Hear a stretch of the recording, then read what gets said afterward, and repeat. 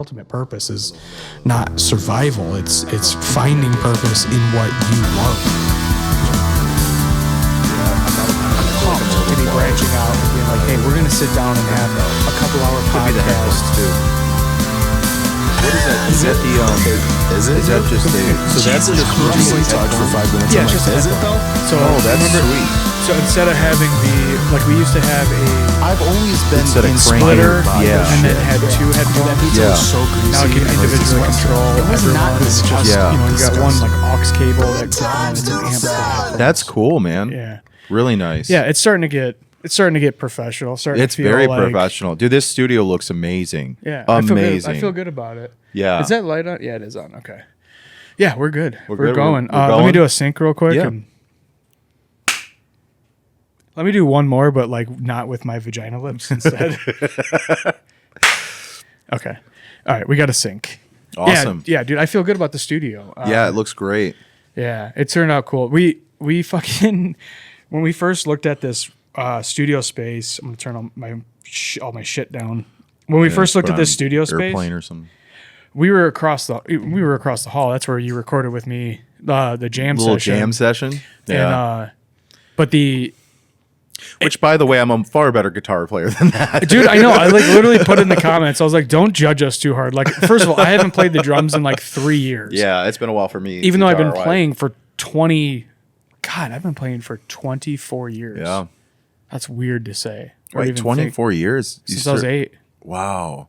Since I'm 8, 24 years. That's playing hilarious. Drums. How long have I been playing guitar? I think I got my first 12. 11 or right? 12, right? Yeah, so fucking 30, almost 30 years. Oh, that's crazy. Isn't that crazy? Yeah.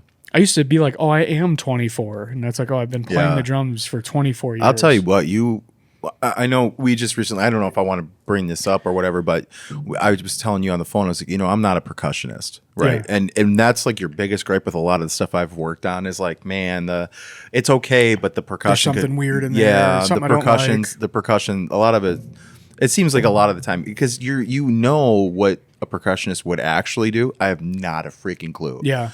And I talked to you on the phone. I don't know if it was yesterday. I think it was yesterday. And I was like, dude, or the day before. And I was like, what if you got this electronic drum set? I can plug you right into my MIDI, whatever for my stuff. If I come up with some cool stuff, and I think that would be really cool. And it's easy. I could just literally even bring my laptop here, plug you in, bring my interface. It would take 5 minutes. You could, it would be super awesome, and it would just be way better than anything I could come up with, and it would take maybe a half hour. I'm down to do it. The only objection I had to that whole idea was I don't want to have to register. Oh no with the AFL-CIO so I can be credited. I don't give a fuck about being credited. I'm just helping you because it's fun. Yeah, but yeah, I mean I'm down. Let's do it. Just let me know when. And the cool thing is too is I can map it to whatever kind of insane drums we want to do, or we can use plugins from your actual thing, however we want to do it. I'd have to look into that because I don't know. There might be a software that automatically uses the sounds in there for whatever drum kit I'm using. Right. But I don't know. I mean, or the cool thing is just map it straight to I can MIDI it out and just map it to whatever sounds. What software do you use? I use Logic Pro. Oh, that's right. And it's I've got to upgrade because I'll be honest with everyone, and this is the reason why a lot of people don't use Logic. It's not hard to use, but it bogs down. It's hard to open up the score, and it's hard to open up all the things you want to utilize because when you're trying to get in a more professional space of music, and it doesn't matter what style, you want to start getting into the score, right? What was the safe word? Is it too much already? No, I'm kidding. Oh, okay. I'm just fucking with you. It was either the C word or just stop it. Stop. I was supposed to shake a hairbrush at you. That gif. Cut it out. But when you, no matter what style of music, whether it's guitar, no, absolutely not. Why? I have anxiety. I can't drink. I can't do nothing anymore. It gives me terrible anxiety. Absolutely not. That whole fridge is full of beer. I'll have a meltdown. You don't want any of that? No, I can't you drink want a anymore. Fireball shot? Mm-mm. I mean, maybe no. I haven't drank in like 10 months. I can't do it anymore. It just messes my head up bad. I feel like crap. So maybe down the road, I don't know. I got to figure out what the issue is with that, because even if I have a beer, I get like real itchy and anxiety. And remember when we were doing the podcast at my place, we went to the bar and just had a beer and a burger, and I was like having an anxiety attack just being at the bar. Like having one beer. I don't know if that's the beer. That might have been the situation, because it was like very obvious that we were not one of the dozen people that are there every day. Oh, so it was like, so it wasn't just me. It was kind of like, it felt like, who are these guys? We walked into Cheers and yeah. we're not fucking Norm or Ted Danson That's or whatever. true. It was just like, this outsider's here. What do you guys want? Yeah, social anxiety. Yeah. That's what it was. But I think you know what's annoying is that I think we pick up on that when we don't want to, and then it creates anxiety. Dude, I think we so to land my plane, I think we pick up on that because when we were kids, there was a tendency of like you picked up on what the vibe was at home. Yeah. And then you took it on. So if it was a positive vibe, it would be. Yeah. And then if it was like, there's an issue, they're fighting, there's something going on. And then like we'd pick up on that and you'd take it on. So like, I think we're both very sensitive to when there's like a vibe that, even if it's like the smallest iota, like, I don't know those guys. Like that right there could send me into a spiral, just feeling that guy knows that I'm not a regular here. Well, I started realizing even at work that I pick up on social cues or facial cues like really quick. Yeah. And it dawned on me recently. That's why Paige bothers you so much, because she doesn't move anything on her face except her eyelids. She doesn't bother me, but I do. She's hard to read, so I don't know. She doesn't bother me, but she is hard to read, and that bothers me a little bit, because I'm like, did I say something? Did I do something? The thing is with her is that she's so direct that there is never anything. It literally causes fights in our relationship. You're right. Because I'll be like, what is wrong? Remember when what's going on with you? I don't know and she's if it like, was nothing, literally nothing. I think it might have been one of your kids' birthday parties, but I just dipped out one day.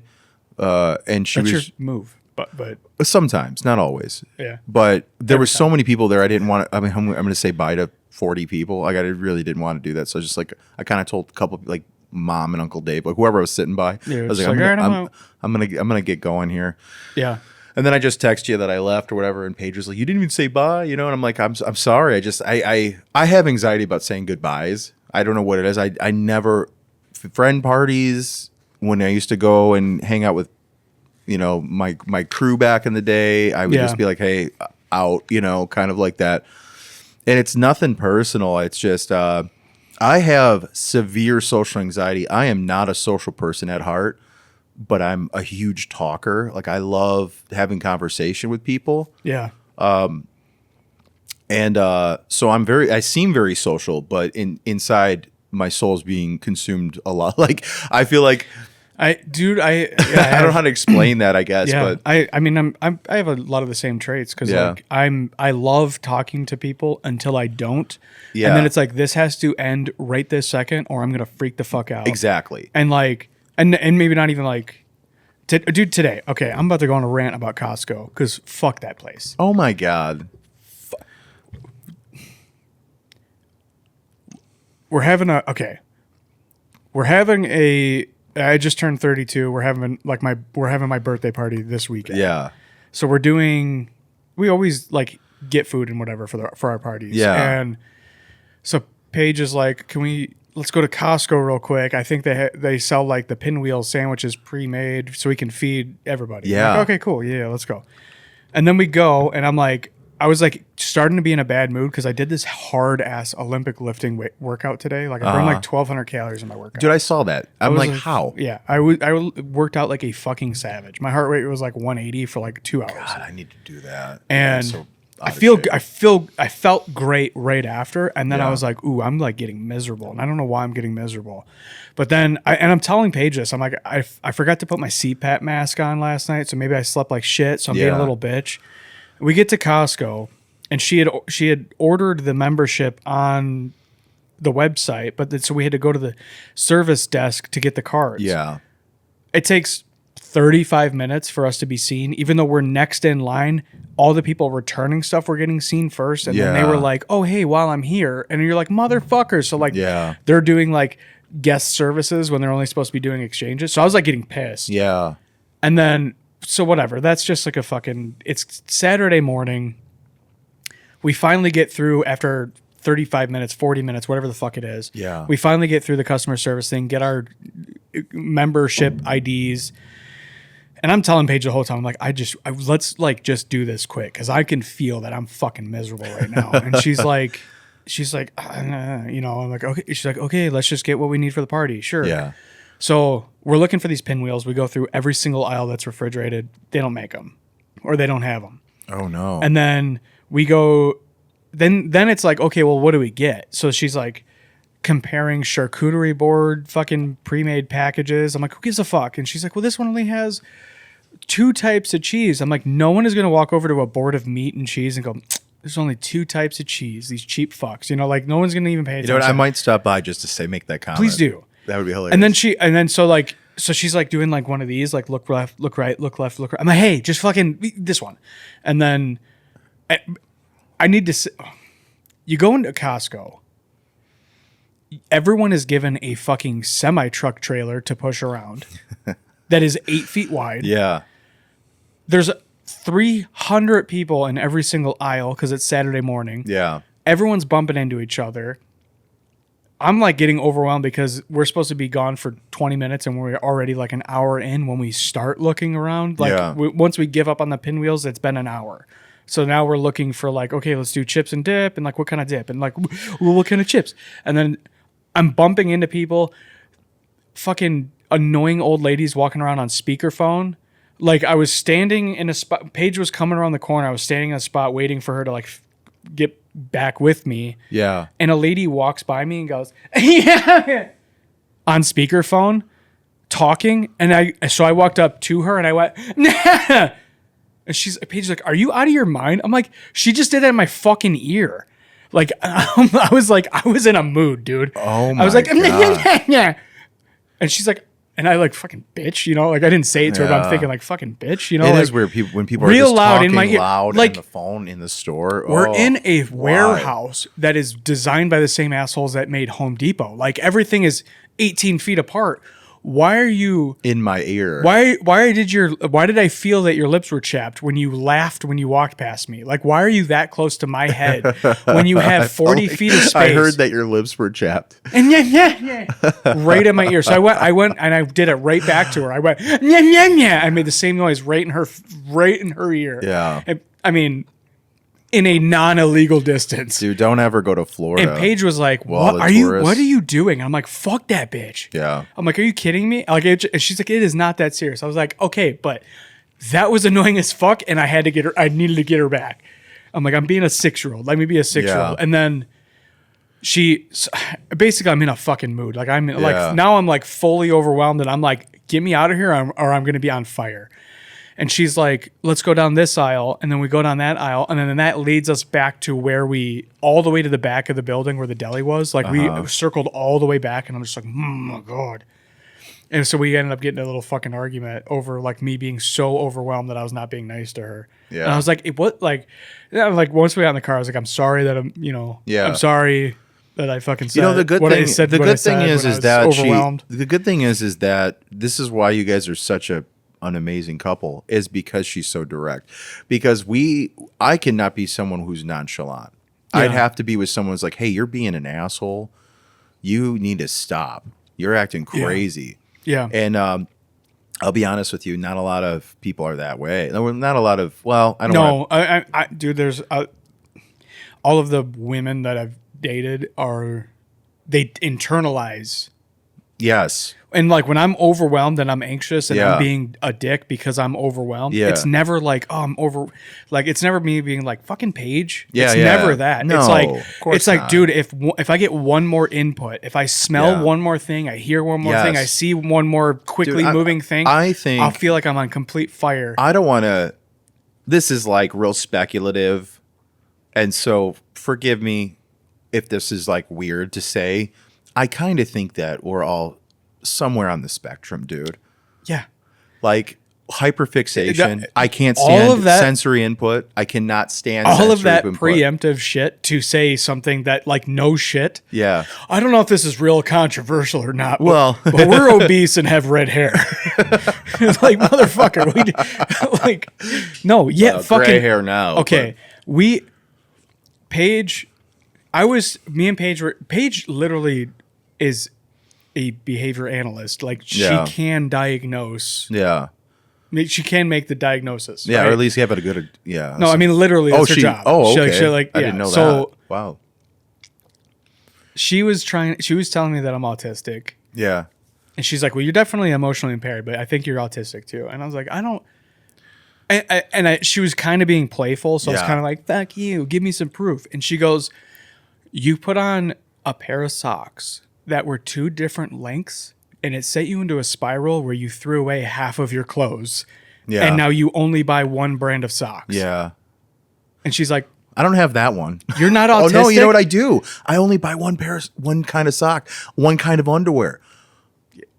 Only one. Yeah, you've been And wearing if the I same button-up shirt since you were fucking 19. I know. Well, not really, but yeah. I mean, not the same size. Yeah. But Well, maybe it depends on what year, Depends on what month. what month. it's like, dude, actually, I have larges to 3X. It's so funny because like whenever you're like, hey, like sometimes you'll call me like, how much do you like? Because I'll talk like, oh, dude, I'm so fat, and you're like, well, how much do you weigh? I'm like, and I think about it, I'm like, the same I have since I was 21, and except for the heavier side, you know. Yeah. And it's like I fluctuate. Like we always joke about fluctuating like 100 pounds. It's insane. Yeah. In what world? And I've talked to doctors about it, and they're just like, they're like, it's kind of like, Yeah. you know, I don't know, diet. And I'm like, well, okay. Yeah, but why have why do I feel like I'm not changing that Nobody much? I've ever met Loses and gains 100 pounds every other year. crazy. Yeah, both of us have been doing that forever. It's Which is really This is like unhealthy, my by the way. longest stretch of being. I know. you I know. and I'm trying to maintain it because like I'm actually going. I'm still dropping. I You was look 227 great. this morning. Not to kiss your ass because you don't deserve suck it, but you suck look suck fucking. Kiss it from the back. You look so good. Thanks. You look gorgeous. You're making it move. You're making it go like that. It just feels weird. It jumped. It jumped. It stretched out a little bit. The turtle kind of like was like, what was I was that? like, what'd you say? Yeah. Thanks. Yeah, I'm 227 this morning, which is the lowest I've been since fucking probably high school. Yeah, I remember trying I to- went into 6th grade and I'm pretty sure I was 200 pounds in 6th grade. It's crazy. Yeah, I've always been I've always had the body of a middle-aged man, which is insane. And then it got worse. It's so weird. I don't know. Weird genetics, I guess, or just not taking care of her. You know, eating the wrong foods. Yeah. I don't know. It's hard to gauge. I'm pretty confident that there's something wrong with. Like, I think there's something. I can't do grains. It's not even carbs. It's like certain grains. The only thing I can eat that I can even stomach now that I'm older is rice. It's the only grain I can eat. I can't have. Although I did. This is really God. I sound like an old man. I bought some Triscuits because I wanted something that was at least whole grain that I could snack. Because I bought some guacamole dips, like they sell the little personal containers or whatever, you know, the serving size, whatever. And I need something to dip it in, but I don't do chips. I can't do like corn and stuff. Like it just makes me feel like crap. And so I bought Triscuits, and that was okay. But I get. So God, let's change the subject. I put them next to my windmills windmill cookies. and my Windmill fucking cookies are Danish delicious. and my Danish cookies in the tin. The butter Danish cookies. Yeah. Oh. Like it's actually the cookies. It's not. There's things not I sewing will kit. never buy because I will have no control. Yeah, it's one of them. Oh God. There's the one I like. The rest of them I don't really like. What do you mean the one? Those Danish cookies. There's like 6 different Oh, is there? types, and I think it's Oh. mostly the shape. But one of them has like Like the jelly in it or something? No. The one that I like is it's got like crystallized sugar that's Oh, like yeah. on it. And that Oh, one's- yeah, and it's like yeah. almost crunchy. It gives you like Yeah. a crunch to Yeah. the tooth. You like that? That's the one. Yeah. I'll eat those ones. Then I'm like, okay. The rest Which of is the- insane the because rest of the sugar is tin- really it's weird because sugar is doesn't even taste good. I don't, dude. It's weird to me. Like I cannot. maybe it's just because everything I eat is no sugar. Everything I drink is no sugar. If I eat a sweet, I'm like, this is like, if I have ice cream, I love ice cream, but I'm like, why can't they just make ice cream not so sweet? I love ice cream. You got to change the flavor, like go for a different flavor. I mean, there's definitely, I'm sure there's stuff that's like a more mild flavor where it's not like so extreme that it's. Yeah. I was having that issue. My buddy at work was like, he was telling me he went on vacation and he went to a fancy restaurant. At the fancy restaurant, they had this cider that had whiskey and cinnamon sticks in it. And he was like, it was so good. And so his ghetto version of it is like drinking the neck out of a Angry Orchard and then pouring a shot of Fireball into it. Oh, okay. That's his way of like remaking that drink. And but we weren't sure about the recipe until, did you just burp and then blow it at the window or blow it at the wall? Yeah. Is that weird? I don't know. Is that a tick or something? I don't know. I didn't want to blow it into the mic. Sorry. I'm sad. Why is that so funny? You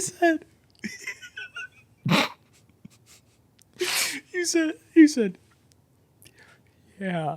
Like, yeah. Yeah. I didn't mean to derail your conversation. I'm sorry. It was so fucking dry. You said that so dry, I thought you didn't hear what I said. Like you were like, yeah. No, I appreciate that. I make Paige blow her burp out the window from the car all the time. Out the window. I swear to God. She'll go. I don't do that. She'll go, and I'm like, and I start rolling the window down immediately. And I'm like, fucking blow it. And she's like, oh, is that fine? Have you ever done? I don't know what the fuck I was talking about. Oh my God, I'm sorry. I wish I have no idea what I was talking about. Uh, oh my God, that was so fucking funny. That I mean, totally I'm also a little high, but that was funny. That was the funniest fucking thing I've ever seen in my life. Yeah. That was so dry. Whatever, dude. Doing. I'm having a flashback to you doing. Yeah. I can't get past it. It's so fucking stupid and dry. Yeah. I don't even remember what you were talking about now either. I have no idea. Oh my God. I have no fucking clue. All right, we'll move on. Yeah, we'll have to move on. Fuck. It's all good. Yeah. Dude, I've been writing because we haven't really talked to you about stuff outside of like the podcast just because I like keep you updated on it because I think you get excited by it. But yeah, I do. I love it. I love what you're doing. So I've started to write like actively. I've had 3 comedians on now. And we're gonna have our 4th on in a few days. Okay. But Actively write what? Actively writing stand up. Oh shit! Like, you gotta do it, man. You're fun. You're a funny guy. You are. You should do it. It's crazy that you don't. Yeah. Well, it's starting now. I was scheduling comedian Kate Dorr, who is fucking hilarious. Yeah. Her writing is, dude. There was I was talking to Kate Dorr, and basically she was convincing me like, yeah, just do it. Like I want like the move in Detroit is to sign up for Mark Ridley Comedy Castle's 101 class. They like walk you through writing process and stage presence and whatever. Okay. And then you do a showcase at the end of the 6 week 6 weeks, and it's like $200. You get 90 minutes every week for 6 weeks, and then you for go $200. For $200, they have a professional comedian. I don't even do stand. I would do it for $200. Yeah, and then at the end of it, you do a showcase. Yeah, and so like, and that's the 3rd person that's told me that. So there's Diane Young, Garrett Evans, and Kate Dorr have all told me that I need to do this class, and they're like, other than that, just go up. Yeah, she's like. I was like, I feel like I'm afraid if I eat like complete shit, I'm gonna be like devastated by it, and like, or I was like, one or two things are gonna happen. I'm gonna be completely fucking devastated, depending on how the show goes, or I'm gonna eat or I'm gonna well, even if I do bad, if I do well or if I do terribly, I might get the bug, and then all of a sudden it's like, oh, psycho mode, and now I have like 3 jobs. Yeah. That's one thing you gotta be careful of is your hyperfixation because it can be dangerous, you know. And I realize that even with the music shit, it's like cool, you're doing the thing, Yeah. but also that thing can be a prison, you know. It's kind of, it can definitely mess you up. And then you realize, I came to this conclusion that discipline, I saw this thing that said something about discipline being a prison or something, but it was said in like a weird, beautiful context. It was something kind of poetic. It was someone that was a pianist or something. And I came to this conclusion that discipline is a prison you endure so that your creativity doesn't become one. Because That's similar to one I've heard is there's freedom in discipline. yeah, absolutely. Where it's like, it seems like you're putting up walls by being a disciplined person, but if Yeah. you apply it to like literally everything in your life, it actually gives you more freedom. Like It if I'm does, yeah. disciplined with my body, I have more freedom with my body. Yeah. Because I'm not injured and fat and I Yeah. can't walk upstairs. I can fucking go run around and play and do Yeah. all the things that I want to do with the kids and Yep. skateboard and lift and Yeah. whatever shit I want to do. Well, I was yes, but I was speaking like when I say discipline, I mean yes, it's. I know you're talking about like music theory, but no, anything creative, like Yeah. writing. If you're a poet, you know, Yeah. discipline by like practicing. I used to be like, because I've been a musician for so long, and this is just speaking on my personal creative space, so I'm not going to get into deeply into music. Obviously, I'm sure we're going to try to avoid that at all costs. But in any of our creative spaces, I feel like it is easy to get entrapped into it. Like it's easy to get. It's not even just about the hyperfixation. It's about the emotional roller coaster of like, this isn't good, this isn't landing, this isn't right, this is, you know, do I even know what I'm doing? And then if there's any kind of negative external influence, you know, that'll, but the discipline, I realize that the more I study and the more I discipline myself also, this is the interesting, when you get any kind of real negative feedback, or you get something that's like, kind of is discouraging externally, you can always fall back on what you've learned in your skill and you can go, that's not correct. This negative external input, okay, is not correct because I can fall back on my study. I can fall back on what I've learned skillfully and know that what I'm doing is correct. Does that make sense? Yeah, I think so. If we're talking, instead of talking about the generalized idea, but talking specifically about you and I, I think you have that questioning thing about your ability or your intention more often than I do. Yeah. Like I don't like normally if I'm actively doing something, I'm like, I like this right now, so I'm going to do this right now. Yeah. And sometimes that fades and sometimes it doesn't. Like I've gone through a million hobbies. Yeah. And when you have these hobbies that we've both dabbled into, there is definitely like imposter syndrome is fucking so overused in the last 5 years, but there is a period where you're like, am I faking this? Do I belong here? Yeah. Like these people seem like they were born here Yeah. and somehow me getting here. I feel like that's I've been deeply thinking about what? I just thought about you saying, yeah, again. And just fucking, I just ruined this. I'm sorry. No. That was so funny. You didn't ruin it. That was fucking hysterical. Okay, sorry. I don't mean. No, to you're get good. out of You're here. good. I've been deeply thinking about You want like a little bit of this. No. Okay. I've been deeply thinking about different versions of empathy. Okay, because we've had conversations about where we struggle with it sometimes with other people, like if we're in a mood or something, you know, whatever. Yeah. But I think there's different levels of empathy, and I think imposter syndrome is a huge green flag when it comes to a creative's empathy. Because I'll tell you what, there's a lot of people out there that are deeply arrogant about things that are like. I wonder if this imposter syndrome is akin to like trying to check yourself and make sure that you're being authentic. Well, I think it's as somebody who's been creative my entire life, feeling like I'm not being authentic really can send me into a spiral. I think it's that, but I think part of it in my opinion, and I could be wrong, but in my opinion, I think a lot of imposter syndrome is no matter how hard you're working at something, right? No matter what it is, there's always some guy that's done 10 times the work and has done it for 10 times longer than you. That's where I think this sort of bizarre creative empathy comes from internally. And you go, I don't even deserve any recognition. For example, if I'm on Instagram and I'd say I post a little piece that I'm composing, my regular acquaintances, might not see it for a while, but then I'll randomly get, say, like a professional musician that loves it or likes it, whatever, makes a comment on it, and I go, why? How could you like this? You are superior to anything that could ever imagine doing.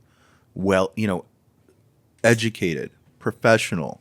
Yeah. I'm not educated. I'm trying to educate myself. I'm not a professional, in that space at all. I don't know that I ever can be considered. So there's this sort of thing where you go, no, I don't even deserve that from you, And that should feel like vindication, not feel phony. No. It does, but maybe you're right about the checks and balances internally, because it is vindicating. But at the same time, you're like, I don't deserve this vindication. Yeah. And but it can kind of lead to not like a depression, but it can lead to a little bit of like, man, I don't know if I should, a little bit of like, should I be doing this? Like, because it's like, I didn't go to school for this. I didn't spend the years being grilled and, you know what I mean? Criticized beyond repair to a point where I become this incredible machine of skill. And I'll never, I don't know that I would ever want to go down that road anyway, because the creative space versus the skillful mechanics of anything creative, it's like, I'm more of a creative man, when it comes to, I want to apply this skill. I want to learn the skill, but that's going, and also to circle back, that's where the discipline comes in, is because you have to, and I think that creative empathy and that understanding that you are inferior to even the person. If I compose a piece of music and I write a really cool violin part and a professional violinist likes what I wrote, I'm just saying, like, in my mind, it's like, it should be vindicated. No, yes. 100%. But at the same time, you're like, okay, that's scary. Because I know nothing about it. I know enough to be dangerous. What you're reminding me of, which is akin to it but different world, is, do you remember when Terrence Howard was coming out?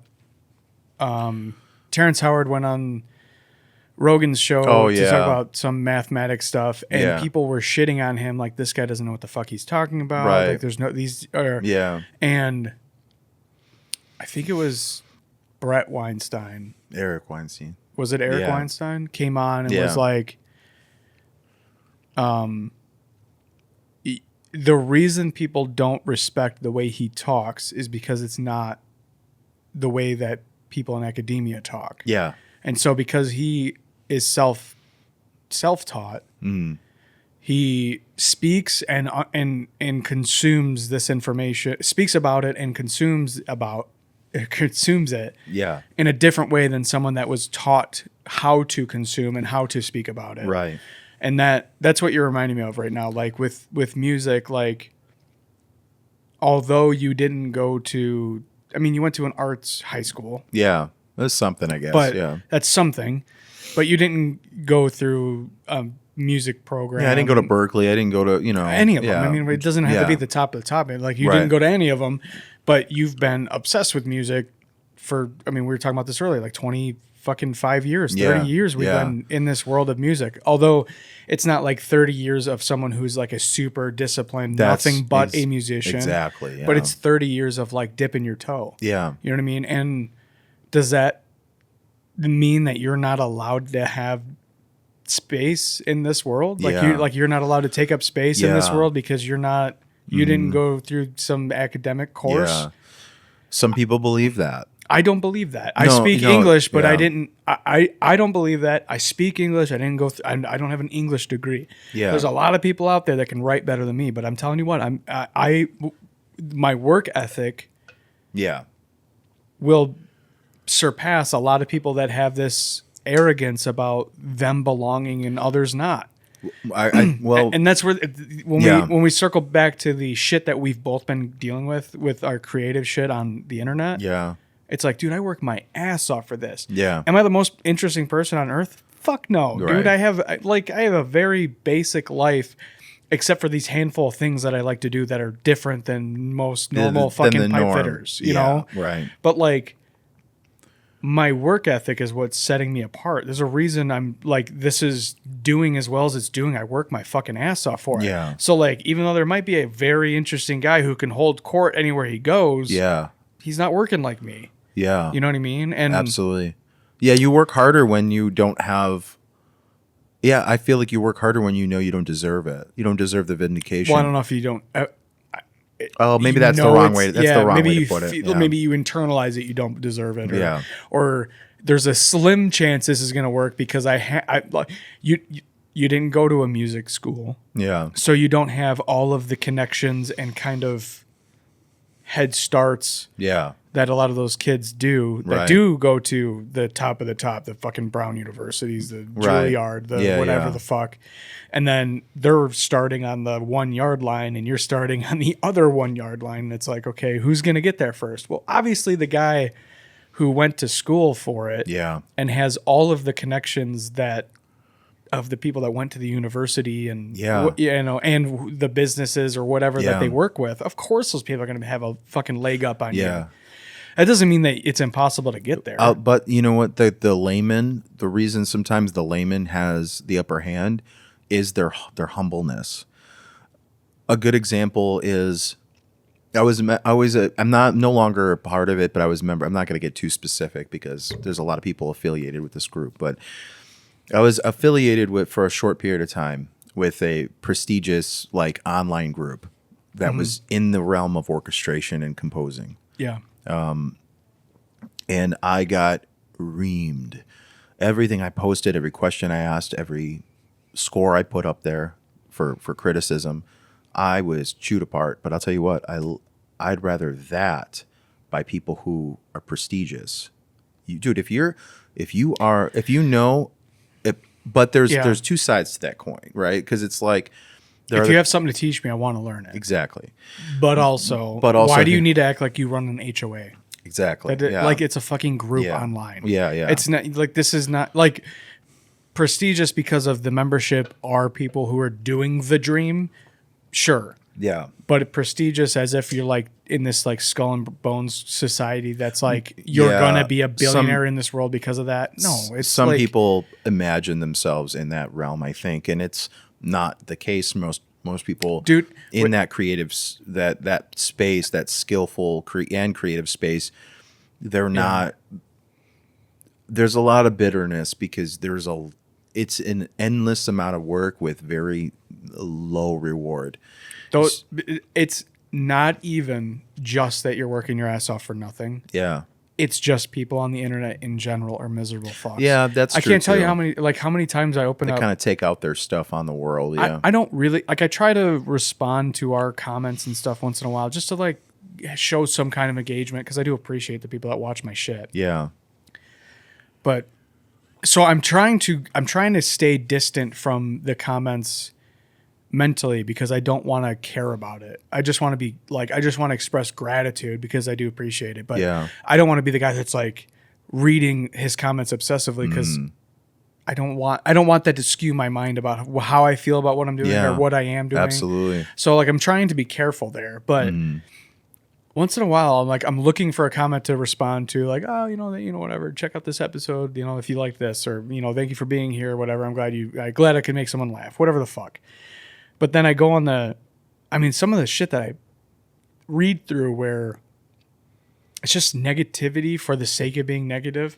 Like there was a clip of me talking about some pretty neutral shit. Like, I don't know what it was. It was just like, oh yeah, and then this happened. And it was just some stupid story. And someone's commenting on there like, this guy's a fucking moron. And you're like, what? Like just like stuff like that. Where you're like, what?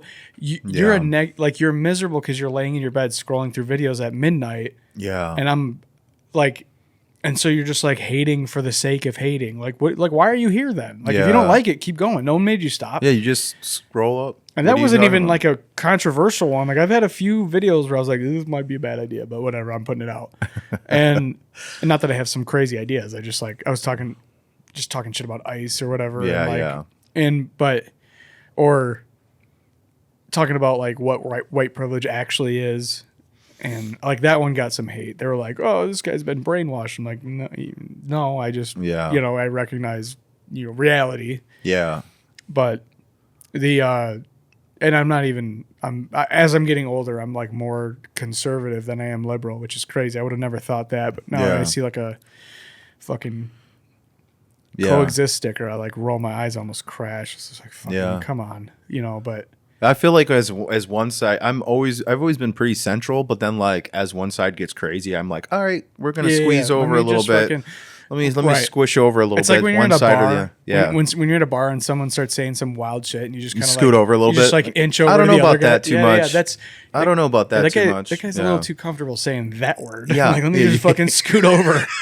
Let me get away from him. Yeah. Politically, I do the exact same fucking thing. And right now, I'm getting pushed right back to the left. Yeah, because of ice. I mean, but that's fucking insane shit that's going on, which I don't want to talk about because I want to get sad. But I'm just saying, like in general, kind of. It's like being a fair weather fan, but it's like, the liberals look pretty fucking good right now. But 4 years ago, the liberals look fucking pretty crazy right now. Yeah, So I don't know. I think it's healthier to be somewhere in the middle. I think you have to look at things from a place of reality. Someone posted, I don't even know who it was, but they posted something about. The political climate. Obviously, we're not gonna. Hopefully, we don't get too. We can just talk about the general. General in general, and he's from another country, and he said, "What I don't understand about American politics is why is it so extreme one way or the other? Like, why can't we just look at it at face value for what exactly happened?" Well, because of how our politics are designed. It's literally left or right. I can't recall what country he lives in because a lot of countries are very, very polarized. But I would guess. If I had to guess, someone who's thinking like that is probably from like Eastern Europe. Yeah. Because they have I think he was. They have these progressive like 12-party systems where everyone can find a home. Yeah. Instead of a 2-party system where it's like, I don't want, toddlers getting puberty blockers. Don't think that's okay. But I also don't want hardworking families to be torn apart just because some fucking paperwork didn't go through the right way. Right. You know what I mean? So it's like, and then I'm like, I feel like I'm somewhere. I feel like I'm being reasonable, but I'm left with no home. Yeah, it's like, am I on the side of, 6'3", 22-year-old men transitioning and then dominating college women's swimming? Yeah, no, that's fucked up. Yeah. And then, am I on the side of, pro-life, but then like a rape victim can't have an abortion? No, I'm not on that fucking side either. What the fuck? And then you're just kind of like, I mean, how about them Lions? You just don't want to talk. Like, fuck, I don't think I'm going to go to Thanksgiving this year. And then and then that's exactly it. And then you realize why all of your friends are just like, hey, about them sports, like you're like, all right, I get it. Now that I'm older, I get it. I'm not a sports guy, but I get why people are. Yeah. Because it's like, I don't want to talk about nothing else. I mean, because it's like, it depends. And also because it falls in such extremes. It's like, I guess they pull at different versions of yourself, like manipulate different versions of yourself. So if I'm in a bad mood, it's like, take them out. Yeah, that's.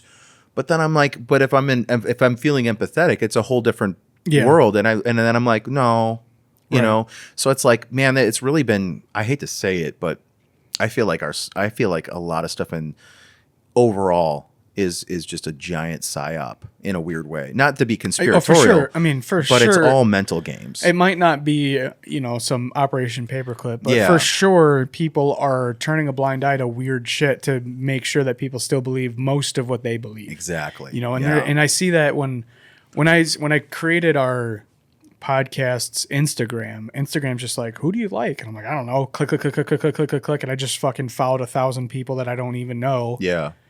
in a row. So I see all these influencers that I would not have followed if I had actually chosen Paid them. attention to it. Yeah. Yeah. It was just like, I mean, like I'm following like random like senators. You know what I mean? Like Right. that's not the kind of shit I'm going to look for on Instagram. I'm Yeah. looking at like motorcycles or big tits. Like that's it. Sorry. Ghost of Paige's future. But so like, anyway, so I see these influencers that I wouldn't have followed and I'm like they'll like post something like President Trump just accomplished this. And then like just silence when he like flips off an auto worker and tells me like, fuck you or whatever. Or like, you know, Trump just made history by blah, blah, blah. Like some random fucking thing that he did that's like, okay, that's like, that seems like the work of the president. Cool. And then it's like, you know, Yeah. then that lady gets murdered by ICE. And it's just Yeah. like, he was under attack by her Yeah. or whatever the fuck. And then it's just like silence, or Yeah. or they're like they defend like the wildest shit. Like some of these, I mean, really all of them. They will support the good that their party's doing, but then also like you have to 100% support your party, even when they're being insane. I want to add something to this because I had this thought last night because I was thinking about some political stuff last night. Not to get specific, but I've been trying to really analyze like I was saying about empathy, like creative spaces, but I was also thinking about it in political spaces. And I was thinking about this last night, and I go, if we didn't have limitations to our empathy, our enemies would always win. That's the thought I had last night, and I go, yeah, if you open your mind up too much, your brain falls out. yeah, same idea. So when it comes to things like ICE, when it comes to things like these, where one side's like, this is like the Gestapo and this and that, and then the other side's like, yeah, but like I've even had the thought, well, if I get pulled over for a speeding ticket and I refused, you know what I mean? If I refused and then started driving my car away or whatever, I mean, have we not all seen the show Cops? I mean, You see what happens. there are times where they just shoot at you, dude. They don't know. They're clearly trained for some of those things, right? And maybe this is a good eye opener that maybe it needs to be different because, you know, we don't know what's going through the person's head, but you also don't know if that person's very dangerous. It's hard. Yeah, it's hard to armchair quarterback this one. So because like, I mean, like I was just saying earlier, I was freaking out because I didn't want to be in a busy Costco. Right. So like, imagine being in a standoff between someone you fundamentally disagree with the other person. Yes. Yeah. Just on the way that they exist, both in both directions. Yeah. The victim and the fucking Right. agent. Yeah. You fundamentally disagree with how this person exists. You fundamentally disagree with the other person, what they're trying to do to you. I'm trying to leave. I don't want them. You're not allowed to leave. And vice versa. You're trying to leave. You're not allowed to leave. I want to leave. You're not allowed to stop me. And you just have immovable object. Yeah. You know what I mean? Unstoppable force. Force. And then it was just inevitable, which is fucked up. It shouldn't be that, but that's such a complicated situation, and regardless of like what you do for a profession, I don't want to defend ICE agents because I think they're the new fucking Nazis. I can't believe it's a real fucking thing. Yeah. But if you are a regular person who just does, I'm just a guy. Yeah. But my job is this. You're still just a person, and your brain has not evolved to be around trauma constantly. Right. So I don't know, man. I think it's horrible in every way that you look at it. Every way that you look at it, some like two people's lives have been ruined and caused dozens of lives to be affected and or ruined. Yeah. You know, and it's just horrible. I don't every way that you look at it, every angle that you look at it, literally and figuratively. But also people have horrible. to realize that when you stand against a power of authority, you have to expect the worst sometimes. And I'm not saying, and that's not justifying anything. I'm just saying if you're going to go and protest a federal force, you're gonna realize that these are just like 30-year-old dudes who just wear Well, they first of dress all- up like fucking stormtroopers, and then Okay, but they're already in the mood to but do also this, but you know? yeah, right. They signed up for this. This is their job. Yeah. And you got to look at it. People are, I understand you don't agree with it. Fine. But this is their job. And the job is that they're doing is they're trained in such a way that this is how they handle things. Yeah. And you got to realize that if what this person did was pardoned, it's part of their training. It's set in stone that this is okay. If we need to change that and reform that, that's one thing. But at the same time, like interfering with that as a protester, as someone who wants to make change, if you truly believe that in your heart, you have to know that you're going to war with an authoritarian. People go, "Oh, he said this administration is authoritarian." Every administration is authoritarian.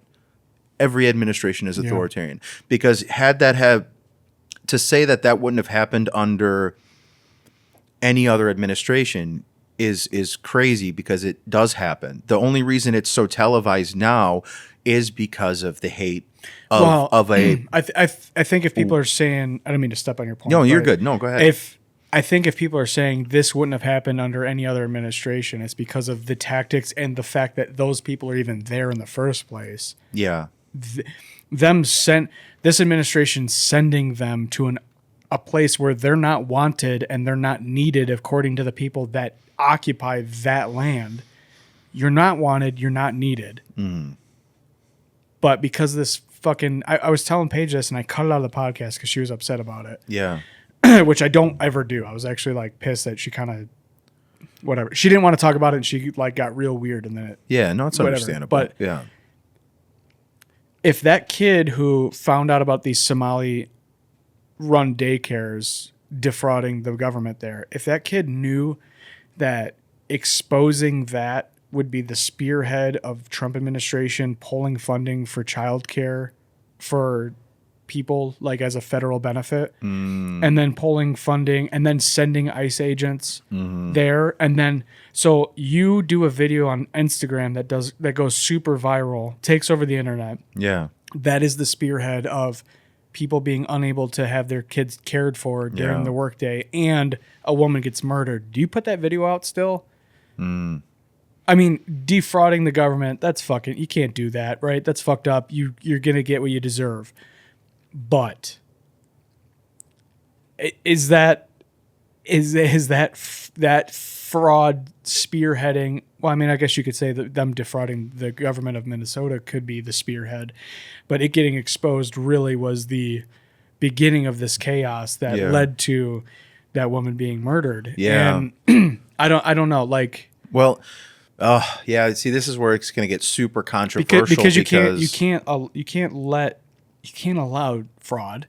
You can't defraud because well, I think it's deeper than fraud though. I think it's a lot deeper than fraud, because when you get to that level where there's some really shady shit going on, it's a lot more than just fraud. It's an infiltration of our security, in a lot of ways, and that's. People got to kind of open their eyes. That's the only reason you're saying there's something immigrants deeper. Coming to the country, not setting even up businesses and defrauding the government out of millions of dollars.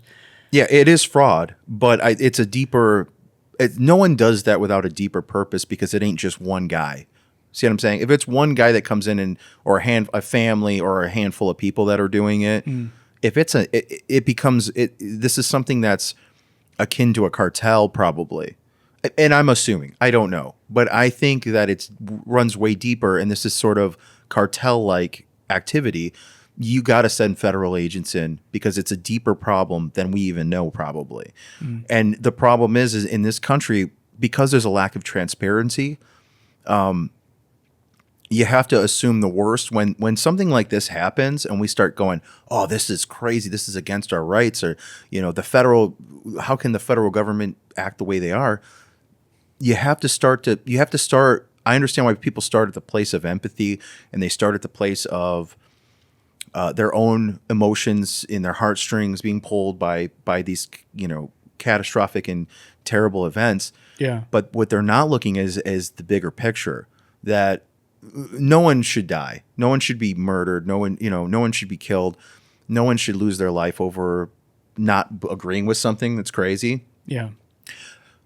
In the same breath, we have to understand that the reason that they were there is probably far greater than we're going to ever know. And the reason why we don't hear the transparency, even from the right, is because it makes us look weak. Like, we let this happen. We let this slip through their fingers. So you're not going to know the details. You'll never know the details. The only people that will are the FBI and CIA operatives that are involved. That's the only people that know. This is where I start to question it or I start to have this cognitive dissonance, because on one hand, I'm like, what do you do when there's not an active violent crime as someone who works in law enforcement? If there's not an active violent crime, what is your work? Your work is to investigate it, collect evidence, prevent further crime, and then prosecute. Right? So as immigration law enforcement, was it necessary at all to come show a violent show of force against U.S. citizens who don't agree with you? No. Was your presence there needed to investigate the Somalis who are defrauding the government? No. So what this is, it's not like there was waves of people getting into Minnesota at that moment, and they needed these fucking stormtroopers to show up and stop them from infiltrating the state. They're already there. Yeah. They're already there. Yeah. So why are you sending a paramilitary group, a military group, to go to the streets of Minnesota? What it is this is another version of Trump pulling his dick out and trying to show the world, you're not allowed to defraud the government. You're not allowed to come here and fuck us. We're going to fuck you. And so, like, this is him playing a theatrical game. Like I said, I don't know. I mean, I don't know, and none of us really do know. It might be, it might be a lot more dangerous than we know. And I'm not saying you have to put your trust in that, because clearly I think no matter which party you're on, our trust has been broken in our government, and it's getting progressively worse every 4 years. It's not just one president. You know, when you look back on other administrations where you thought it was just all great, you know, beautiful, you can Wikipedia or not just Wikipedia, but you can look at the facts of even at the times where it seemed like the presidency and the administration was peaceful and great. You realize, like, Obama deported, I don't know, some odd number of times, you know what I mean, than Trump has. You realize that Obama dropped 30,000, you know, drone strikes on unarmed civilians. That never made why did that not make the news? But you can. I think those things did make the news. Yeah. Every presidency is tainted with some kind of controversy. Yeah. But it doesn't. Well, I mean, first and foremost, the main thing. Not to say. By the way, also, you know, just I want to clarify. That doesn't mean that necessarily it doesn't necessarily mean that the president is at fault. Also, that's what I'm getting. He's just a spearhead. He's a figurehead. A figurehead. That's what. That's literally what I was going to say. It's people don't want to have conversations about nuance. Yeah. Or nuanced conversations rather, where you say, well, during his administration, this was going on. Oh my God, can you believe Bush and his weapons of mass destruction bullshit? Right. Bush is a college kid whose dad was the president. He doesn't fucking know. He wasn't in the military. Yeah. He doesn't know. Yeah. So he's just being told, like, hey, this is what we should do, and then you have all these operatives that, if we use this verbiage and we do this is the chess that we can play that can lead us to the best situation, the most stable situation, and whatever. Like, I don't know that any single president and his dozen, you know, direct, right, you know, associates can take the blame of the work of hundreds of thousands of government employees. It's just, I don't know, it's just such a weird thing that people do where they're like, you know, during Reagan and we did this, and this. And then, all right. And like, depending on which side of the street you're on, every other administration could be great, and every other, you know, and vice versa. The other guys would say, actually, every other administration was great, and side administrations were all violent and crazy. I'm glad you brought up the Bush Jr. administration, because the thing is we forgot that the president is not the smartest guy in the room. And I don't know that Bush is the smartest guy in any room. well, yeah, but So it was just an easy joke. It was a layup. I'm sorry. yeah, for every president, there's 4 or 5 praying, hyper intelligent people that are a part of the administration that are manipulating the fuck out of the administration for an agenda. And you know, I think it was very, especially It's the House of Cards. yeah, Everyone's but- posturing and that exactly. But then beyond that, then you also have hyper intelligent, probably relatively psychotic people in, because it's kind of the go-to. You got to be kind of a sociopath or a little psychotic to be, some highly intelligent, effective FBI or CIA agent. So now you have these groups. So you have the president, who's just a guy who calls the shots. He postures. He's this guy. In our current administration, it's a dick swinging contest. I get that. yeah. But that's low hanging fruit. The problem is there's somewhere in the mix there praying, and I mean praying like they're highly intelligent people that pray, playing chess. They're preying on the people. There's something going on, right? And it's always the case. We now that we have more information, even with the Bush administration, the weapons of mass destruction, we know who is at fault. We know who did what and said what. Yeah. Who played chess in that? We know. There's been countless books and facts, and even people in federal people that are maybe retired or left federal agencies that are very clear about what happened in that scenario. I mean, there's no questioning what happened and who was at fault there. We're going to see that in 20 years from now, 30 years from now, the exact same thing. What happened in this administration and why? This is the thing that people ignore, in my opinion. The thing that people ignore about every administration is that they are playing a game of, and therefore this happened, and therefore this happened, and therefore this happened, and then Obama gets elected, and therefore this happened, and therefore this happened, and you keep going on and on and on. It's cause and effect from the beginning of time. Mm-hmm. And you throw this new guy in, shoot, you're the new guy. Mm-hmm. And then all of the things that were already happening, all these organisms that are government sects Yeah. that are working in their own worlds that they play in, and where they overlap, and those things affect these things and these things affect those things, and all of these moving pieces are doing different things, causing different outcomes all at the same time. And then we want to pretend like this guy is the problem because he's here now. And you're like, okay, I mean, someone's got to be held accountable for some of these decisions. I mean, there's absolutely Yeah. Well, it's criminal obvious. There's been very actors, obvious. Yeah. But I think the accountability falls on the guy that everyone can name. Mm-hmm. And it's Yeah. because of like, Yeah. and I'm guilty of this too, but I couldn't name the jobs in the government. Right, I right. couldn't name all the people that work in Yeah. who works in the White House. Yeah. What? I don't fucking know. I have no idea. But I think I'm good enough at nuance to understand that I don't fucking know. Mm-hmm. So that I'm not going to just like, I like blue.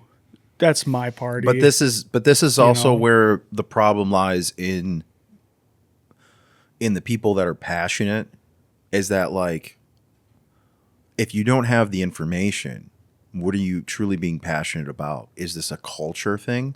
It's people that don't have sports. Is this a creative? Yeah. Is this a creative outpouring? Is this a psychological? Is this a psyop? Maybe this is a psyop from the same party you hate. Maybe they've contrived all this. This is what I think. This is what I think it is. Yeah. I think if we role play and we think about tribal times. Well, like, let's say we're Dungeons and Dragons, right? We're reading a script and we create. No. Okay, well, just to make it easy in my mind, Yeah. like tribal times. Yeah.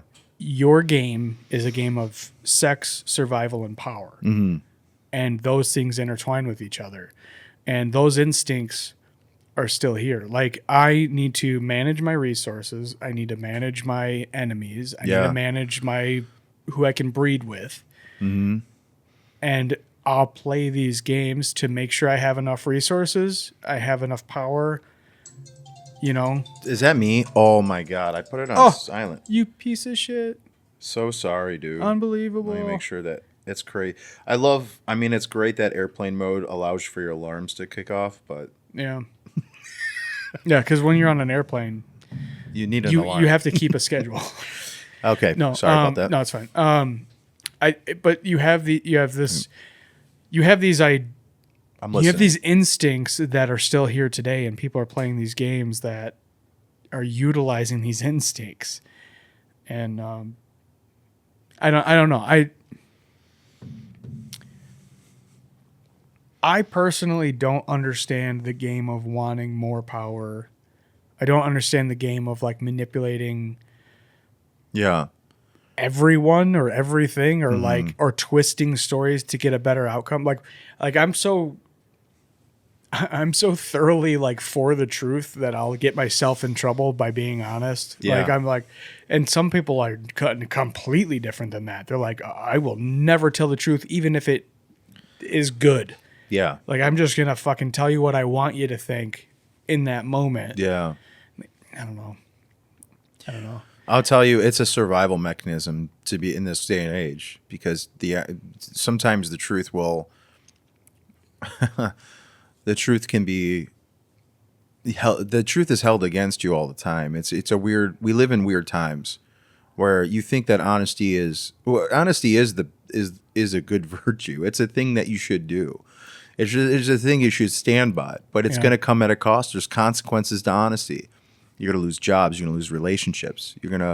I actually posted this on my Instagram. I had this thought, and I was like, it's the most devastating thing in the world is honesty. It really is. It will ruin everything in your life, but it's the most virtuous thing that you can do. It's kind of weird. It's a weird juxtaposition, I think. Yeah. It's,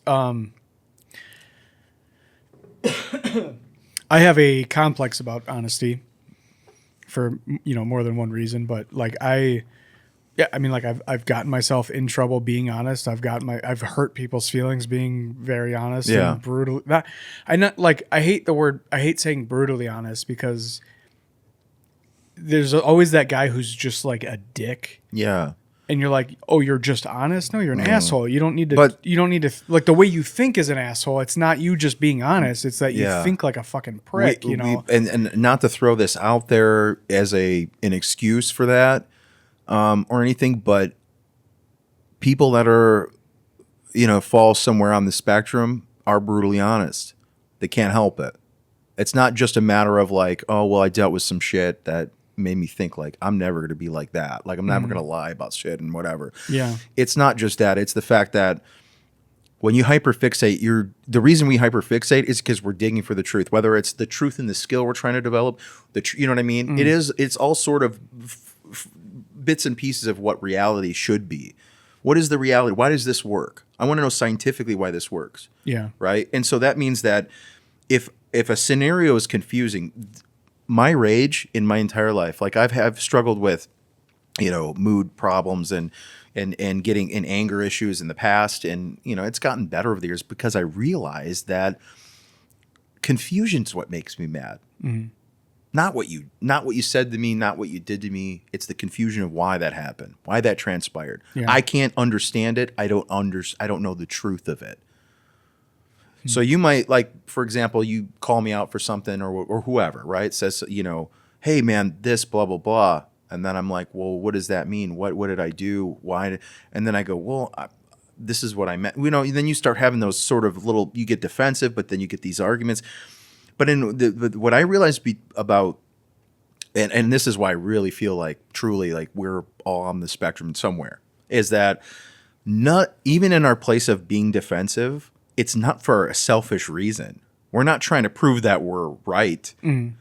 We're trying to get to the bottom of it. All of us, as in me, you, and our sister? Well, whoever. Yeah. Well, just the people that we know that have struggle with these specific problems, you know, that like we're trying to, we want to get to the bottom of it. We don't want to be confused. We don't want to be left in the dark about why. And that's why, because I was wondering why is it when we have to like, sometimes we have to attack like in like cut through the fat in order to be heard, right? Like, so like if you have an opinion about something and it needs to be said because some shit's going on, that's just, it needs to stop, whatever it might be. We have to be brutal before it's even accepted. It has to cut through every defense or not even defense it has to cut through every bit of confusion about that thing. Is that what that is, or is that just us trying to demand to be understood? No, because we're not psychopathic. We don't demand empathy. We don't demand empathy because only psychopaths demand empathy. No, and this is why. No, I don't think. No. I'm not saying demanding empathy. I'm saying I think I'm misunderstood. Yeah. Or like I have a very specific version of what I want to get across, and I feel like people don't understand me, so I get mad, and I'm like, "Fucking this! Yeah. This is the thing," and then it'll finally click. And well, I still think that falls into a place of being upset about being confused because it's confusing to you as to why they don't understand what you're saying. You're saying clear and concise words, and they're still confused. and it still doesn't make sense. Well, It's still I not don't think a landing. lot of people think the way that you and I and Christina think. No, they don't. I think we have a very specific. I brand can of- have a conversation about a very specific problem with someone, clear and concise, and they're like, I don't. and it always gets twisted. Well, maybe you probably did this, and I'm like, all right. Well, I was like, are you just twisting my words to like get a rise out of me because it's funny? And they're like, no, well, and I'm like, I think people translate the way we talk into what they would understand, and then I'm like, that's not it. That's not it. That's not the thing. We're speaking on exact things that happened. Yeah. And then, but most people, I had this with Paige but last most people night. don't. They lie or they exaggerate or they twist things to benefit themselves. It's like, and it's funny because I've had some conversations with people, and I'll talk about they'll talk about their something personal in their life, and you know we'll have a normal conversation, and I'll add something about whatever, and it'll be like, well, maybe this or whatever, and I'm like, no, I don't feel this about myself, and they're like, and there was a conversation specifically, and I'm not getting into specifics of the conversation, but the end result was because I had made these claims, and I was like, I'm not boasting or saying that I'm better or that I was correct. I'm because here are my faults. So I outlay these are my faults and these are my problems that I'm working on. Yeah. And then I added this other section, right, of the thing that happened to me, and they go, oh, well, if you're gonna, so then you know what the end result was this person that I was having the conversation with said, you know, I'm not trying to be offensive, but I think you're a vulnerable narcissist. Wait a minute. So you didn't like the fact that I said we were sharing stories, and I said X, Y, and Z happened. And here's my fault. Here's My fault in the situation. But because I didn't say woe is me, I'm the victim, blah blah blah. You should feel sorry for me, and here are my faults. So feel sorry for me. I need your attention. Yeah. We were having a conversation that was relevant. And I go, look, man, I've looked a lot into this kind of stuff. I was like, there's a handful of things that I don't do. At least I feel like I don't do, and maybe I'm wrong because who knows? If that were true, I might not know, right? Okay. I don't use people as resources. I try not to, right? I try to not use people as resources, and I don't mean that in a sense like, you know. I out of fits of rage, I've definitely made some comments. So don't take this like as some.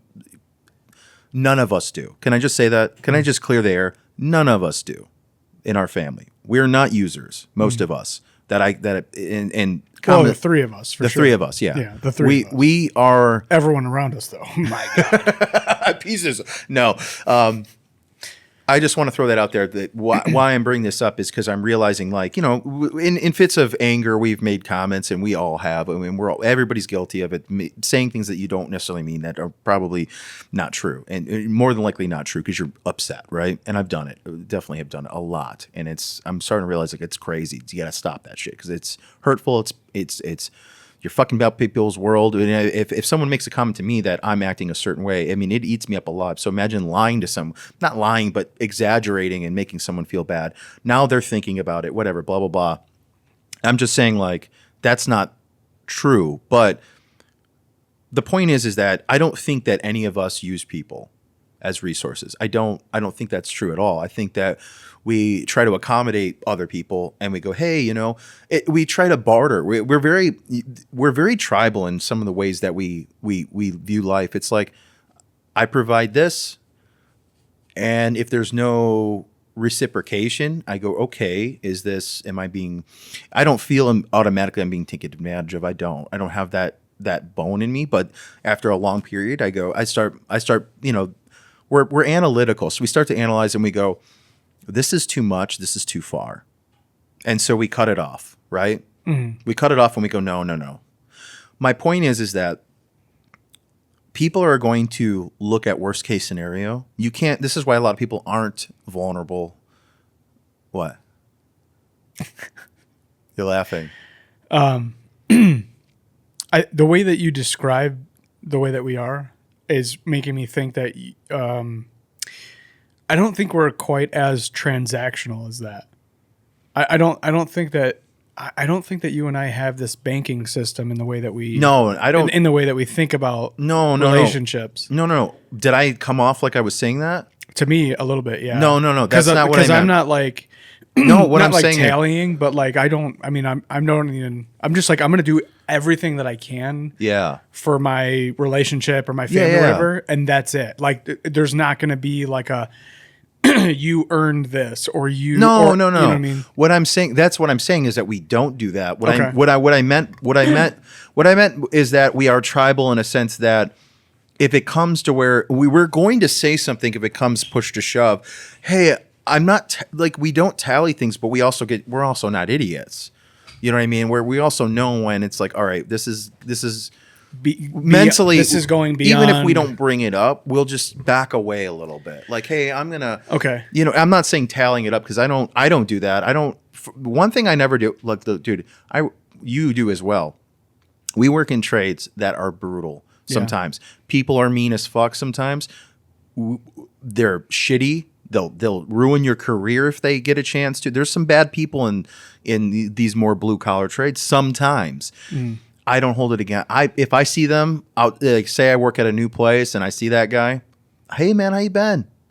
I'm not like that. I hold people accountable. Fuck you. Well, I mean, I hold them accountable in ways, but I don't hold grudges. But I don't trust you. I know where you lie, and I know who you are. And I'll be honest too. This is where being too honest is a fault of mine, because I've been like, fuck that guy, and people are like, oh, that's my nephew. I'm like, well, your nephew's a fucking bitch. Oh, really? Yeah. I don't. I've made that mistake before. I don't feel like it's a mistake though, to be honest. Yeah. I mean, maybe my view on somebody needs to evolve because I'm angry about a situation. Right. But I've openly and honestly told relatives of people that have fucked me that I have no respect for their relative. I'm like, they're a fucking piece of shit. Yeah. They played this game. They tried to, and half the time, what's funny? Half the time they go, oh yeah, dude, they suck. I know. Yeah. Yeah, I know. I wish I didn't get them in. Right. But well, yeah, I definitely, I've caused conflicts by being too honest about how I feel. Cause I'll still do a job. I'm not going to like throw a fit and lay down. Yeah. I'll still do my job. Mm-hmm. But there's also times where I'm like, hey, I'm off this job. Like when there's other work, I'm dragging up. I'm not dealing with this dumb fuck. Yeah. Yeah. This fucking pillhead that right. is a foreman, and now he thinks he's like the president and is like having these power trips. Yeah. I had one guy. Dude, I'm telling you, I don't want to talk too much about work just because they can get kind of sloppy, or at least in my head, I'm like, oh, this, dangerous territory to be. I had a guy at work. I told him, this job site's not work. This can't work for me. Yeah. I need either a transfer or a layoff. Yeah. And he was like, why, what's going on? You don't like working for me or whatever? I'm like, no, it has nothing to do with you. I'm waking my daughter up at 3 a.m. to brush her hair to get her to a babysitter by 4 so that I can get to the job site by 5:15. That's crazy. This is stupid. And he goes, in what world does that even make sense? And so I asked him for a transfer, and he's like, I don't know if there's work. And I'm like, all right, then I need a layoff. And he's like, well, I'll have to talk to the super. I'm like, okay. And like weeks and weeks and weeks went by, and I was like, I'm fucking done with this shit. So I called the hall and I go, hey, this is the situation. I talked to them. They said that they come back at me with an answer, and I'm just they're just not giving me an answer because then I keep coming to work. Right. So I'm done here. Yeah. And they go, okay, what do you want to do? I'm like, I want you to organize the layoff so I can get the fuck out of this job. So, Right. And he comes up like a couple days after that phone call. He comes up the stairs, the foreman, and he goes, "You called the fucking hall on me?" I go, "You think I called the hall on you?" I'm like, "What are you talking about?" He's like, "I'm getting phone calls that you don't want to fucking work here." I'm like, "I don't want to work here." And he's like, "So you called the fucking hall on me?" I'm like, "You're so arrogant that you think it's about you." I'm like, it has nothing to do with you. It has everything to do with my daughter. I'm waking my daughter up at 3 a.m. to get here. Fuck this job site. This fucking bullshit. What, don't you have a girlfriend? Can't she fucking take the kids? No. Okay, you can go ahead and shut the fuck up. Yeah, that's none of your business. Your job is to order material and give me information to do my job. Yeah. That's it. Yeah. Now you're going to talk about how I organize my family life? Yeah. Nah, you can just shut the fuck up. Right. And then the stew had to get involved and was like, whoa, whoa, whoa, whoa, okay, hold on. Stop. You guys stop. Separate. It's already over. You already organized the layoff. There's no fucking reason for you guys to be yelling at each other, making a scene. I was like, I'll make a fucking scene. Right. I'm going to make this company look like shit because you're running your fucking mouth talking about how I should organize my family life. None of your business, dude. Yeah. I don't live 5 miles away from here and I'm a single 25-year-old. Yeah. I'm like, I live 55 miles away from here. Yeah. And I have a family of 5 and I take care of the fucking kids in the morning. Yeah. You don't fucking talk to me like that. You don't talk to me about how I organize my life. Yeah.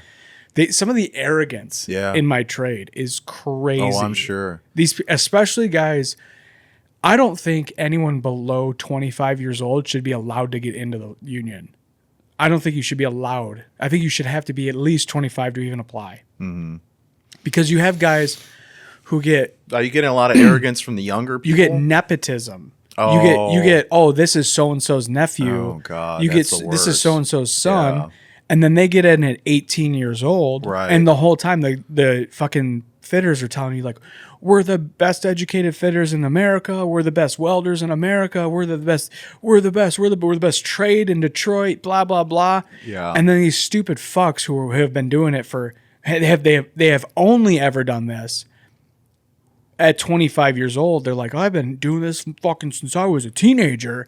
And they think that that's how the world works. And they think that being a foreman in this world where they've been told that they're amazing is how the world works. And I said to him, you need to remember, 'cause I was an apprentice. I was like 28 and I was an apprentice. Yeah. But like a 9th or 8th period apprentice, almost done. Yeah. And he's a couple years younger than me and he's a foreman. And he's about 5'4". And I go, you need to remember that even though you think you're a foreman, what you actually are is a 5'4" man who I could throw through that fucking wall. Yeah. You forget that I'm actually a man. Yeah. And you're actually a man. Yeah. And your title at this company at this time is not nearly as important as you fucking think it is. Yeah. And he's like, it's not even that serious. I go, no, you're making comments about my family. Right. It is that serious. Yeah. So shut the fuck up. Go get my fucking check. Fuck you and fuck your dad and fuck your uncle. You guys are pieces of shit. Yeah. You drag this local down by being arrogant midgets. Yeah. Fuck all 3 of you. And I tell everyone that story on the job. Every new company. You ever work with him? Oh yeah, I fucking hated him too. All right, cool. We're good. Yeah. Yeah. No, I mean I don't actually Yeah. introduce myself with that story, but Yeah. when we start talking shit, because fitters are gossipy women. Yeah. Anytime some shit comes up, like, oh, I don't like this guy. Oh, you know who I don't fucking like? This guy. And here's this story, and this is why. Yeah. That's any trait, though. Men are so gossipy. It's surprising to me sometimes because I don't talk. I don't like to run my mouth like that usually, Yeah. and I get surprised. I mean, anywhere I've ever worked, it's like the first week I hear more about everybody's lives and personal lives and everything they screwed up by certain people. Like, you know, in the first week of working, I'm like, okay, don't trust you, you know? Yeah. But you know what? People reveal you know what I a lot learned about themselves when they gossip, and Yeah. I think that's the most interesting Well, you know what thing. I have started doing, and this is the honesty thing. I go, well, I clearly I can't trust you. I've learned more about everybody here than I even know about myself. Yeah. And they go, what? And I go, dude, how can you? I'm here. I've been here 2 weeks, and you have literally divulged everybody's darkest secrets in this place. Yeah. Go fuck yourself. I literally have I won't had tell that you conversation at a few places I've worked, even the more recent one I'm at. Yeah. And I'll tell you what, it changes the whole dynamic. They realize quick. Oh my God, you can see it in their face. Their jaw drops. Like, I can't believe I've been called out on this. Like, I thought I was doing you a favor. I was like, it doesn't matter. It doesn't matter. I mean, thank you for the information, because some of it could be useful for me not to be trust or deal with whatever. But it could also be skewed information because that guy sucks and he doesn't get along with the guy that does not suck. Yeah. You know? Yeah. There's always the guy that has a problem with everyone and will find any reason to hate you. Yeah. And I've made that, there's definitely, you have those people everywhere. Yeah. And you know what I do? Instead of avoiding them, because that's the worst thing you can do, you try to figure out where you guys have common ground. And this is something new that I found, is that, all right, I know this guy's got problems and it could lead to, future issues down the road. How can I, and maybe this is manipulative on my part, but I try not to think of it that way. I try to think of like, I got to find the good in this guy because I got to work with him every day. So I'm like, let's find some common ground that we can talk, be cool about. Yeah. He's going to find a reason to hate me no matter what. If I can kind of be his friend in some way, I'm less in a position of being paranoid about it. Yeah. And also having the conversation about his character with other people that are important in that company, or at least casually coming up. Yeah. Hey, does this guy just have a problem with everyone? Oh yeah. Yeah. Don't say much to him. And I go, no, I'm kind of the opposite. I think I just open up and just be vulnerable. This is what I was going to say, is that in being unfiltered honest. Yeah. You don't have to worry about who you're speaking with, and you don't have to chameleon to make it work. Right. And that's one thing that I really appreciate about being brutally honest, is that even if that guy does tell everyone everything I say, they already know. Everyone already knows. Yeah. Because that's Matt. Yeah. I know everything about. Yeah. You're not gonna tell me anything I don't know. Exactly. Matt's an open book. And you know what? And can I say? And it takes the I power away learned from that. doing that from you, because I never was that way. I always thought you had to be quiet and just defensive, just kind of rolling with the punches. No, screw that. You come in. You could be exactly who I am. Yeah. And I learned that from you, and I started thinking of, sometimes I do that. I think this like little mantra of like, well, all right, well, how would Matt handle this? I definitely do that. I've done that definitely in my. Oh, that's a compliment. Yeah, I do. I really have, especially. I don't know.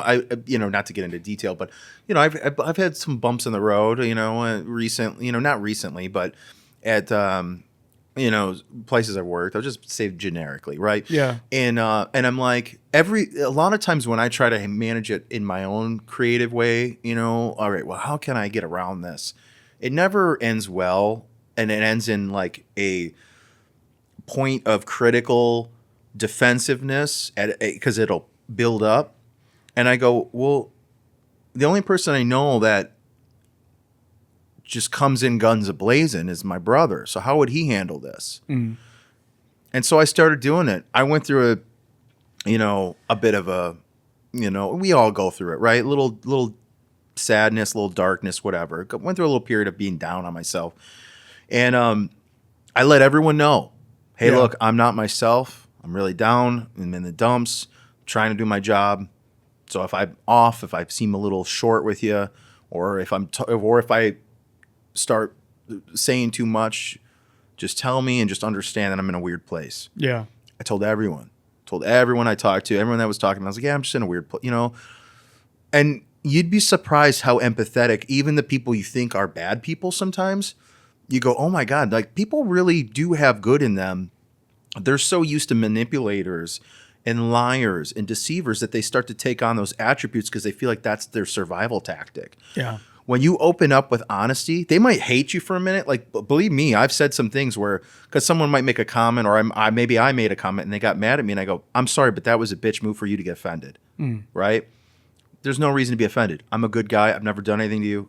maybe you don't know that about me because maybe we haven't talked enough, but we're going to talk more and you're going to learn who I am. I don't want nothing from you. I want you to live a happy life. I want you to come to work and be happy. I don't want our interactions to ever make you feel uncomfortable. Yeah. So if I'm doing something wrong, you tell me like a man, just say it's not going to be confrontational. I'm not going to go off on you. I will always be understanding and try to, even if inside I'm like, fuck, this is bullshit. Fuck this guy. If internally I'm struggling with that, you're never going to be a part of that. That's something I have to handle on my own. That's not even your business. The internal struggle that I'm having with that in that scenario. Yeah. But I'll tell you what, man, the way that you have, I used to not like how you handled things sometimes, right? I'm like, this is too forward, man. But then I realized, well, I was you start to realize, until you do it, you realize the benefits down the road. And I'll tell you what, even if you start to realize too that even if people like joke or talk shit, like on a job site or something, right? And they joke and talk shit about you behind your back, it's never like personal. They might be like, oh yeah, he kind of, screwed something up with the crane or whatever, it's always like that real, I remember that one time that he did this, it's never really that personal. But if you're not vulnerable and you don't come in just like, yeah, this is who I am, or you screw up at work. Hey man, I really screwed up. I suck, dude. I don't know what the hell's going on. I'm gonna have to go be a Walmart. And that's my go-to is like, I'm just gonna be a Walmart greeter. I don't think I could do this shit anymore. And my boss always laughs like, dude, you're fine. Shit happens, Yeah. whatever. Or if something more recently is like someone at work really had a problem with some of the mistakes I made. Like I made a couple small mistakes, but they're like, the problem is when you do a trade for so long, sometimes the basics get like, you start like, yeah, I know how to do this or whatever. Or like, I've been doing it for 15 years and then you miss something and then like, really, dude? Yeah. That's the thing that Shit I had to happens come in all and the fix. time. And I go, dude, you get jaded, you get complacent. Yeah. It happens. Thank you for bringing it up. Yeah. I go, I was pissed that you even said anything about it to me. Like I was like, is it even that big of a deal? Yes, it is, because those little things, if they add up, if someone doesn't go, hey, man, I understand that you know what you're doing, but that little thing, dude, 10 of those little things will ruin your reputation here. Yeah. They're going to not trust you with anything. Right. And then you're like, thank you. Especially if they're a bullshit thing, like an easy thing. Exactly. And then it's like, he can't even fucking handle worst. that. Whoa, hold on. I can. Exactly. I got complacent. Yeah. Being complacent and incapable are very different things. Absolutely. Yeah. God, you reminded me of something. I fucking lost it. I'm sorry. I just went off. No, it's fine. My own memory sucks, especially when I'm dehydrated. But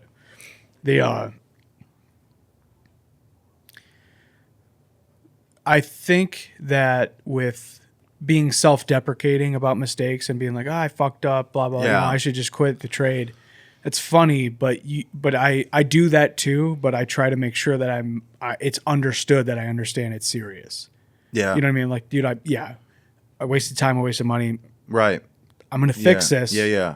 But also, I know that I'm a fuck up. And I'm the same way. I just had that conversation literally because some guys that are too self-deprecating, like, do you even give a fuck? Like, you know what I mean? And you don't want to take it that place where it's like, yes, I do care. I absolutely care. I'm just saying, like, yeah, I'm a fucking idiot. Right. Well, I made the comment. I think I was like yesterday. I said, like, I don't even know if I know what I'm doing some days. You know what I mean? Which is not true, but I just felt like that because, you had like a tough week or something, right? This week, it was like last week, I had a really tough week. And I finally had a conversation with a couple people about it that I've been meaning to talk to about it. And it was a really healthy conversation, went really well. And, I was like, dude, it was never like me not giving a shit. Yeah. It was literally just me trying to get production, trying to get it done. And really dropping the ball in a couple scenarios, right? And it wasn't serious. By the way, simple, little, easy, fixable problems that were brought to my attention. And at first, I was like, I thought he was just messing with me. Like, I almost didn't even believe it. Yeah. But being honest and being vulnerable and having that discussion with the guy who complained about it, he's like, I don't need you to come in and make me happy. He's like, we all do these things. Yeah. Just know that if we're doing a really good job, we start cutting the little corners here and there. Oh yeah, we can start trying to work our asses off, trying to get through the work so we don't have to work a ton of hours. All of a sudden, the quality Something diminishes. drops. Something has and- to give. There's always this checks and balances. And so he goes, Yeah. it's just more or less like I even have to slow myself down.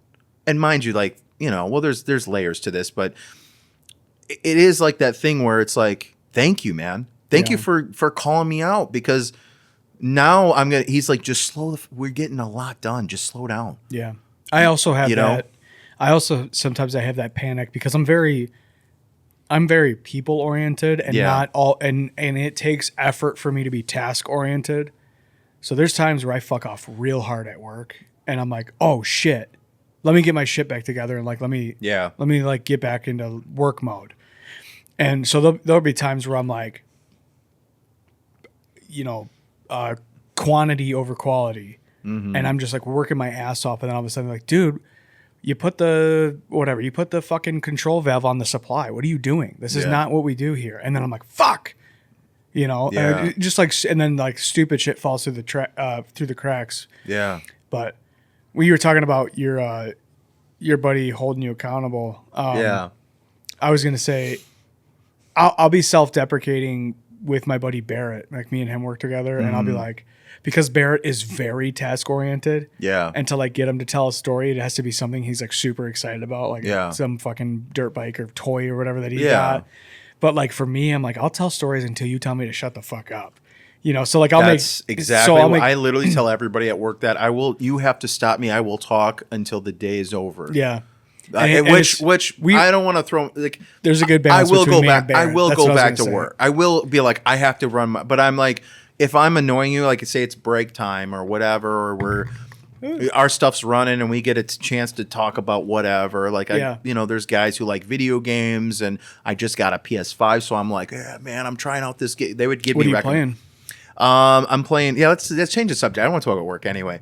I'm playing the first Horizon. I'm playing.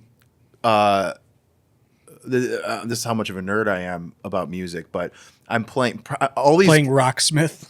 No. I'm playing games that like are known for their music. Specific. I literally download. Oh, right on. So like Horizon is known for their music. It's really good. It's beautiful.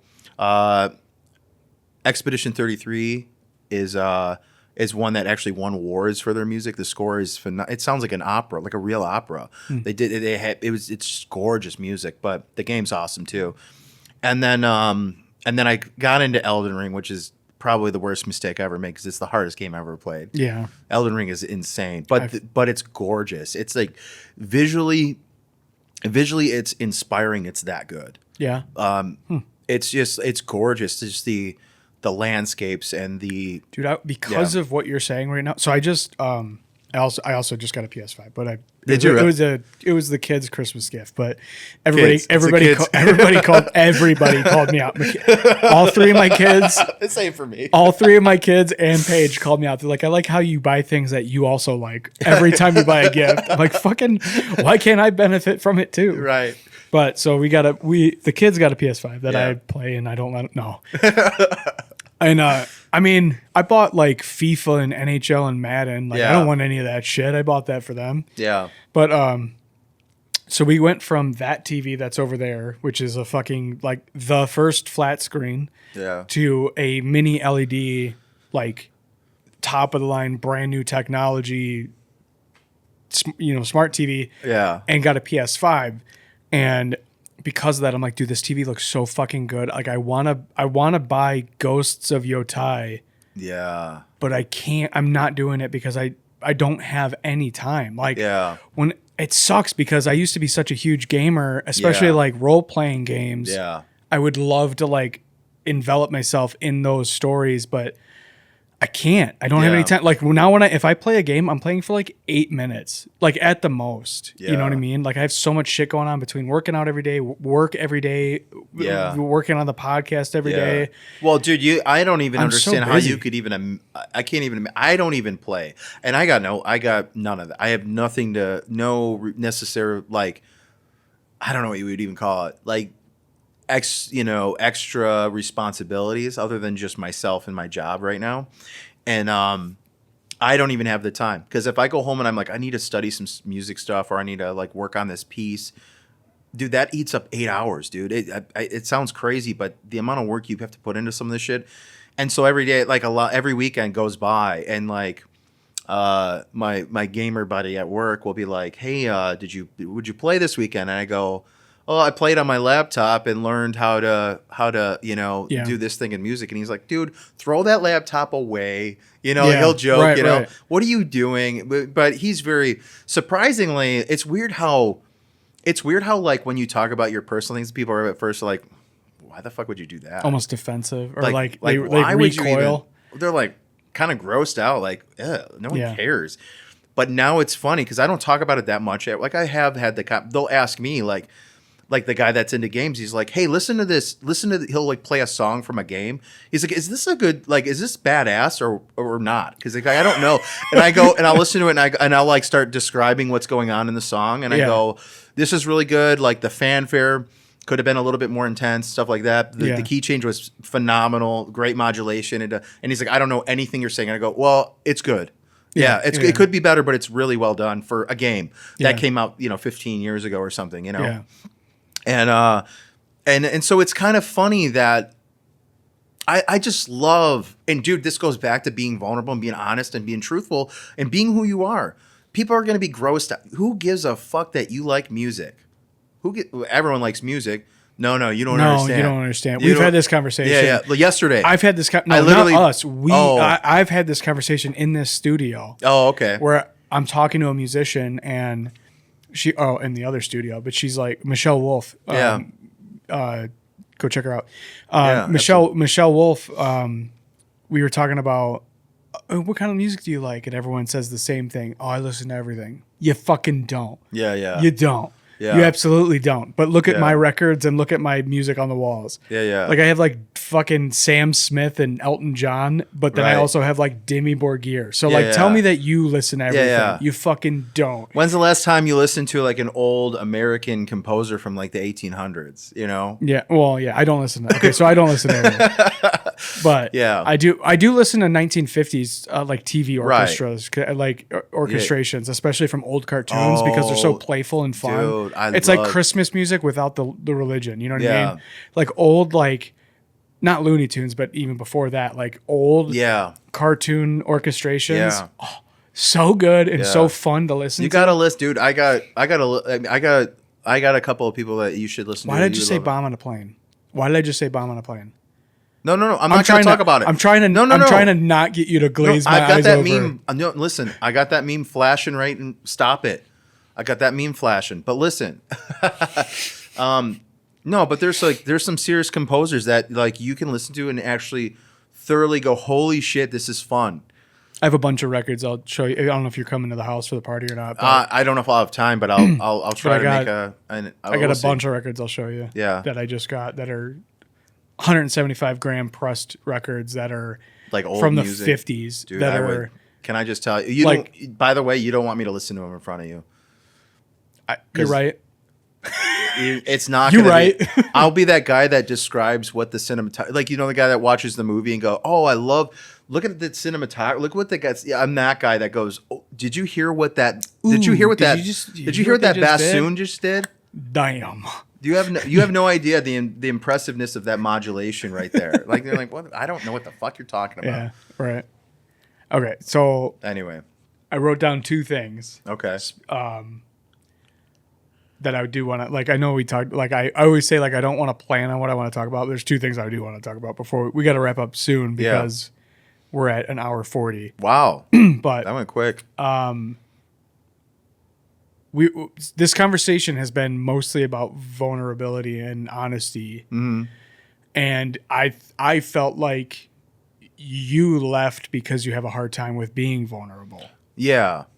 And this is, I mean, that's just my impression of what happened, because for whatever new fucking audience that we have, or if this gets clipped out or whatever, you and I started this podcast, did it for like 4 months, and we're built an audience pretty quickly, and then you were just like, I'm fucking dipping out, like out of nowhere, yes, and my impression of why was because you were having a hard time with being vulnerable and being put on display No. That's not what happened. I'm a very vulnerable individual. What I was worried about is I knew I was starting to. I don't want to get into my own personal things. Yeah, you don't have to get into But that. I will say, I felt even from like midway through, you can even see it on my face. There was something going on. There was a a little bit of discouragement in personally that I was struggling with. Internal discouragement? Yeah. And I spiraled out. And I'm a very vulnerable person, but what I was afraid of was becoming extremely offensive because I felt it coming on. I felt it coming on like I'm getting really shitty in my head. Okay. And I know that's going to transpire, and I'm going to say some things. I'm going to be offensive to you. I'm going to be offensive to the audience listening. Yeah. And I didn't know how to articulate that at the time, but now I do. It's literally, I felt it coming like a freight train, and it hit like a fucking freight train. And I had to do a lot of work to get through that. And it was scary. It was dark. It was miserable. It was hard. But that's why. Had nothing to do with being vulnerable, because I'll tell everybody what's going on in my life.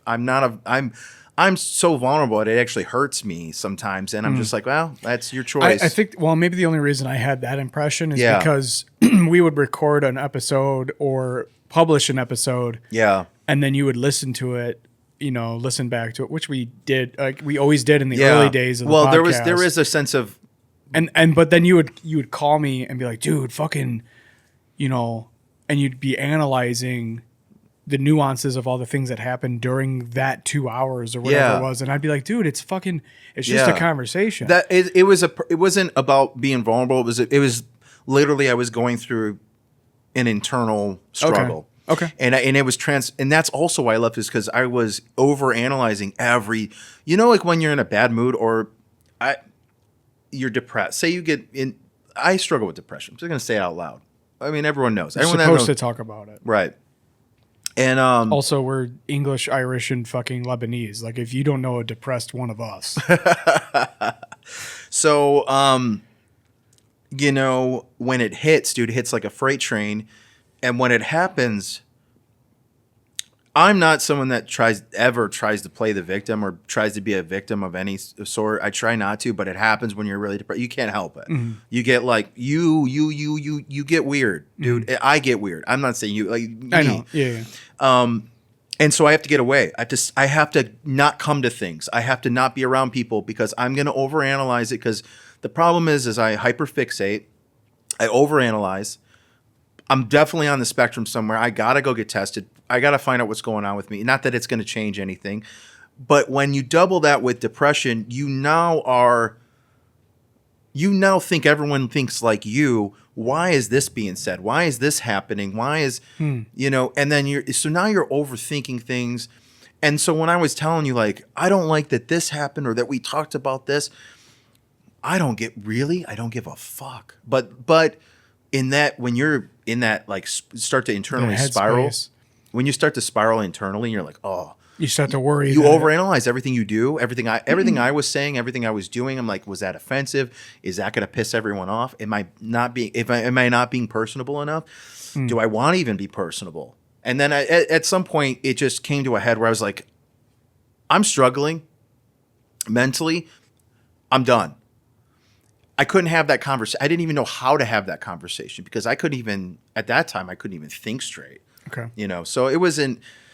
Yeah, so it was. There was not to get dramatic. Warning. It's a lot less dramatic than I'm probably making it, but in some ways, it was pretty dramatic. But internally, it could have been handled. It could have been handled. It should have been handled.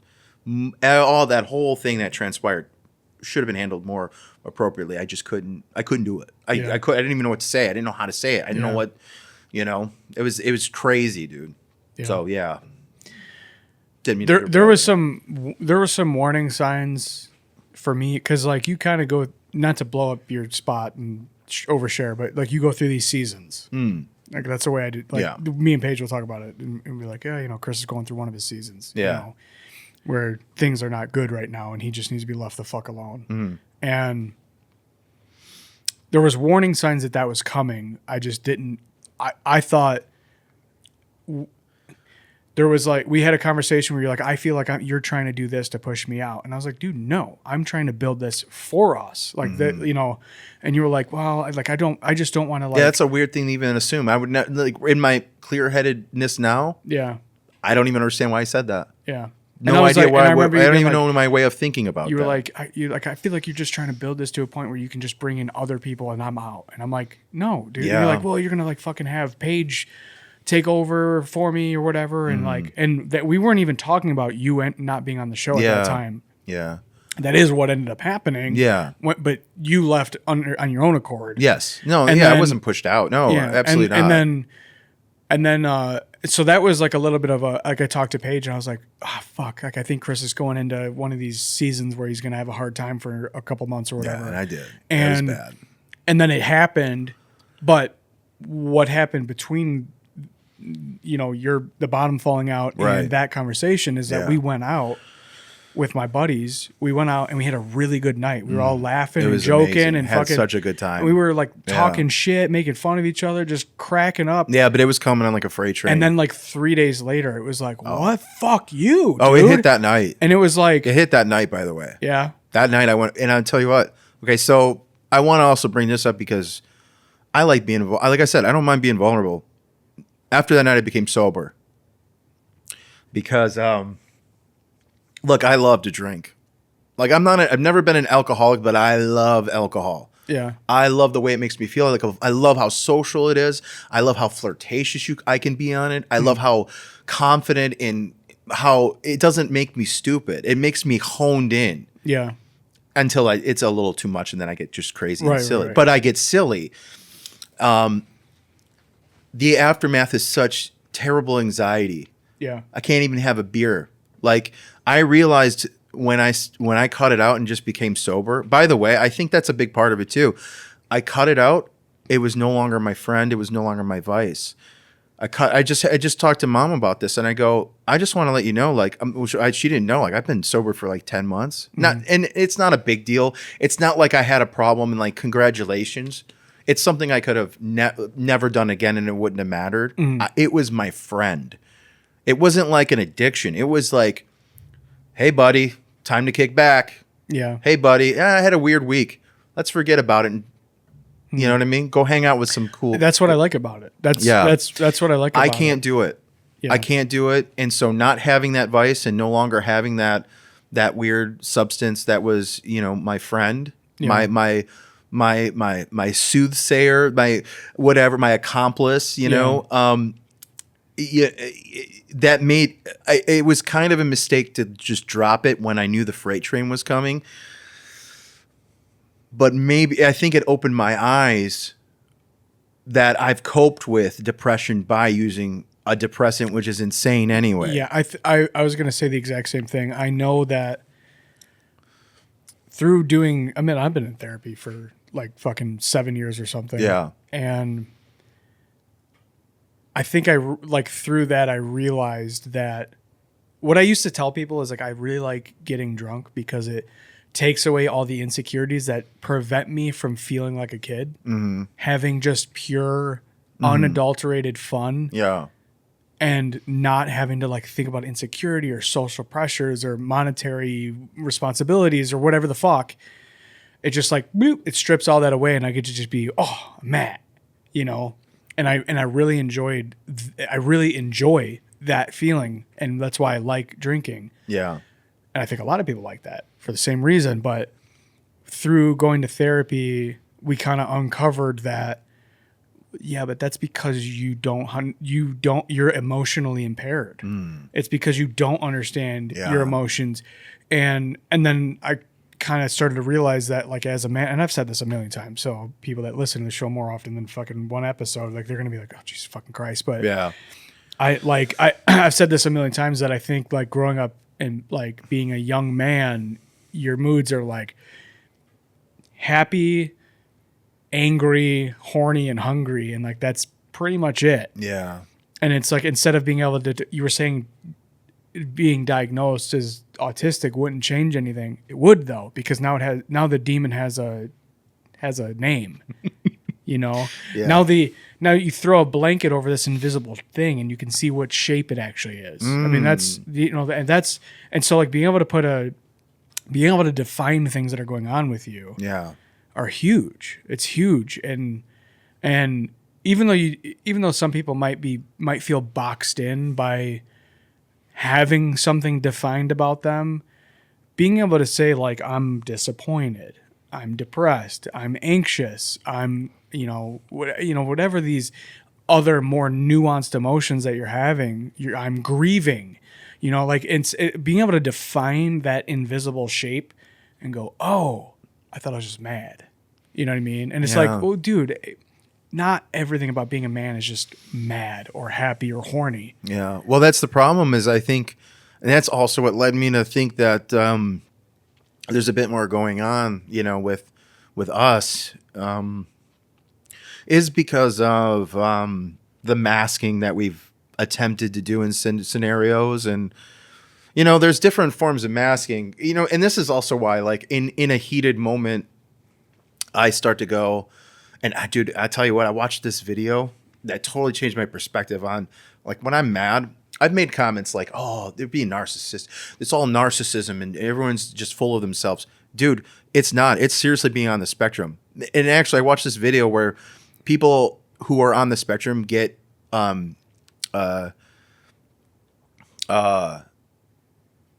blamed for being narcissistic because they don't, their world, like when you're, and I'm not saying that I don't know, I've never been diagnosed, so it's not like that, but there's just a lot of signs. Yeah. Textural problems. I have to wear noise canceling headphones at work. Like, I know, otherwise I'll lose my mind. Like, I'll literally go into an anxiety ridden, because there's a million sounds at my shop. Yeah. A million at all given times, and it freaks me out. And but there's just things I started, and honestly, I forgot her name. I think who's the chick from? She's got an awesome podcast, Big Bang Theory. Mayim Bialik. Is that right? Is that the neuro? Yeah. What is she? She's a neurologist. I believe so. Something. I don't know. Yeah. Something. She's some kind of. I feel bad because I do watch her professional or whatever. podcast, and I feel bad for not remembering exactly. But she had an episode where her and her husband were speaking about being on the spectrum, and they read off all the things that they are and the things that they deal with. And dude, it was like, as they were reading them, I'm like, this is like most of my family, And I was like, holy crap. And not that, and I do know that it's used a lot, but it's a thing, man. It's a real thing, and it has life-changing consequences by having this thing happen. There's life-changing, there's a reason that people that are on the spectrum don't have a lot of friends, because you don't know how to be what they need you to be in that moment, because you have your own fixations. Your world is literally, and this is why it gets, even some of my old friends used to think I was very narcissistic when I was younger, especially in my 20s, because I was very overly confident. I was masking like a motherfucker, because really deep down, I'm just like, I don't know what's going on. I don't know anything. Why are you acting this way? Why are you doing this? I have no idea. I want to just study music. I want to just play at the time. I just want to play metal and study stuff. Like, why are you, who cares about that? We've had this conversation a few times where I felt like you got into a relationship that got very serious very quickly, where it was like, oh, you went from just Chris, the fucking dipshit that she hung out with, to like all of a sudden it's like, oh, I'm a homeowner and I'm a husband, and fuck, I got to get like real serious real quick. And then I felt like you were kind of like, I don't want to say you were faking it, but you were definitely playing along with all these expectations that were put on you, and it made you, I think it came out of you in anger, because you were like, you had all this pressure on you to be fucking, had all this pressure to be a 40-year-old at 22. Yeah. Well, I'll tell you something. It's not for me. It's not who I am. Yeah. I had this. I've spoken to some family members about this specifically because there's always been like this like recent not a concern, but something that's come up because I've decided to stay single for quite some time now. But I think it's been almost 3 years, 2.5 years, and that's the longest stint in my life. I've always had something, maybe a few months out of the year I'm not dating someone, and I've always had very usually pretty long-term relationships. Yeah. I've decided I don't know that until I meet someone where they understand me and it makes sense. It's not worth it. That's what it needs to be. It's because it will ruin me. It will break me to a point that's devastating, and it's hard to recover from. It's a lot of work to recover from putting on it's not fake. Like you said, it's not faking who you are. It's who I am is so fucking specific that if I don't compromise, no one will like me. And then I don't think that's. I mean, it's not. no. true. Well, not like me. That's the wrong word. No one will understand. They're not gonna fully grasp it because I have obsessions, not unhealthy obsessions. I have obsessions. I like to learn things. I like music. I like physics. I like things that, and those things are all I like. Yeah. Most things beyond that, I don't. I'll fake it, Yeah. and I hate to say that, but you have to in order to have a social life. I don't want to go ice skating because it's winter. I don't even like the cold. Matter of fact, I almost was. I literally said to myself, if it's 13 degrees out in the morning, I'm gonna cancel with Matt.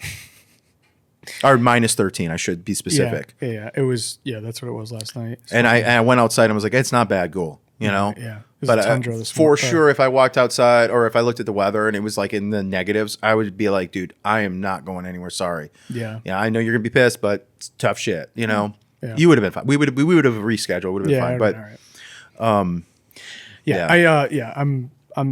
the same way. I'm the same way with Yeah. being, and you shouldn't have to.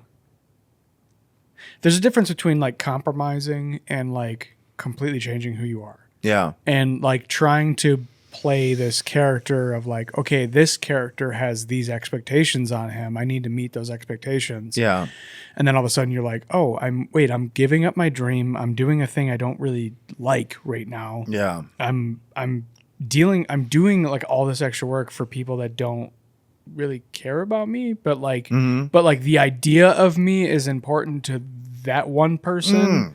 yes, exactly that. Exactly And now that. and then you spent basically a decade of like Yeah. you spent your 20s yeah, masking who you are to some extent. I mean, not fully. I mean, not fully. You still had a life, but well, I always make the joke that when I look back in retrospect, the nicer and more of my, because deep down, I'm actually really not to. I'm not saying this because I really. I don't know. I hate saying nice things about myself because it sounds like you're just talking. Oh, look how great I am. That's not what I'm doing because I have a lot of flaws. I'm very open about it, but deep down, I'm a very happy-go-lucky, nice guy. But when I was trying to fit into the metal scene, right? When I got married, I was not. I was aggressive. I was angry. I was mean. I was fuck you, fuck the system, fuck everybody. And that is what attracted, I think, my ex to me, which is ironic because that's not, I don't even think that's her type. Maybe it's just because we were young. Yeah. Young women like aggressive, high testosterone, shitty guys sometimes. Yeah. Not that I was a shitty person, but I definitely didn't have the understanding that I do now, like how things hurt people. it is funny. Yeah, isn't that funny? Like that culture. Let me finish. Hold on to thought. 'Cause I just want to finish this one part. The more of myself I became, the more nicer I became in that relationship near the end.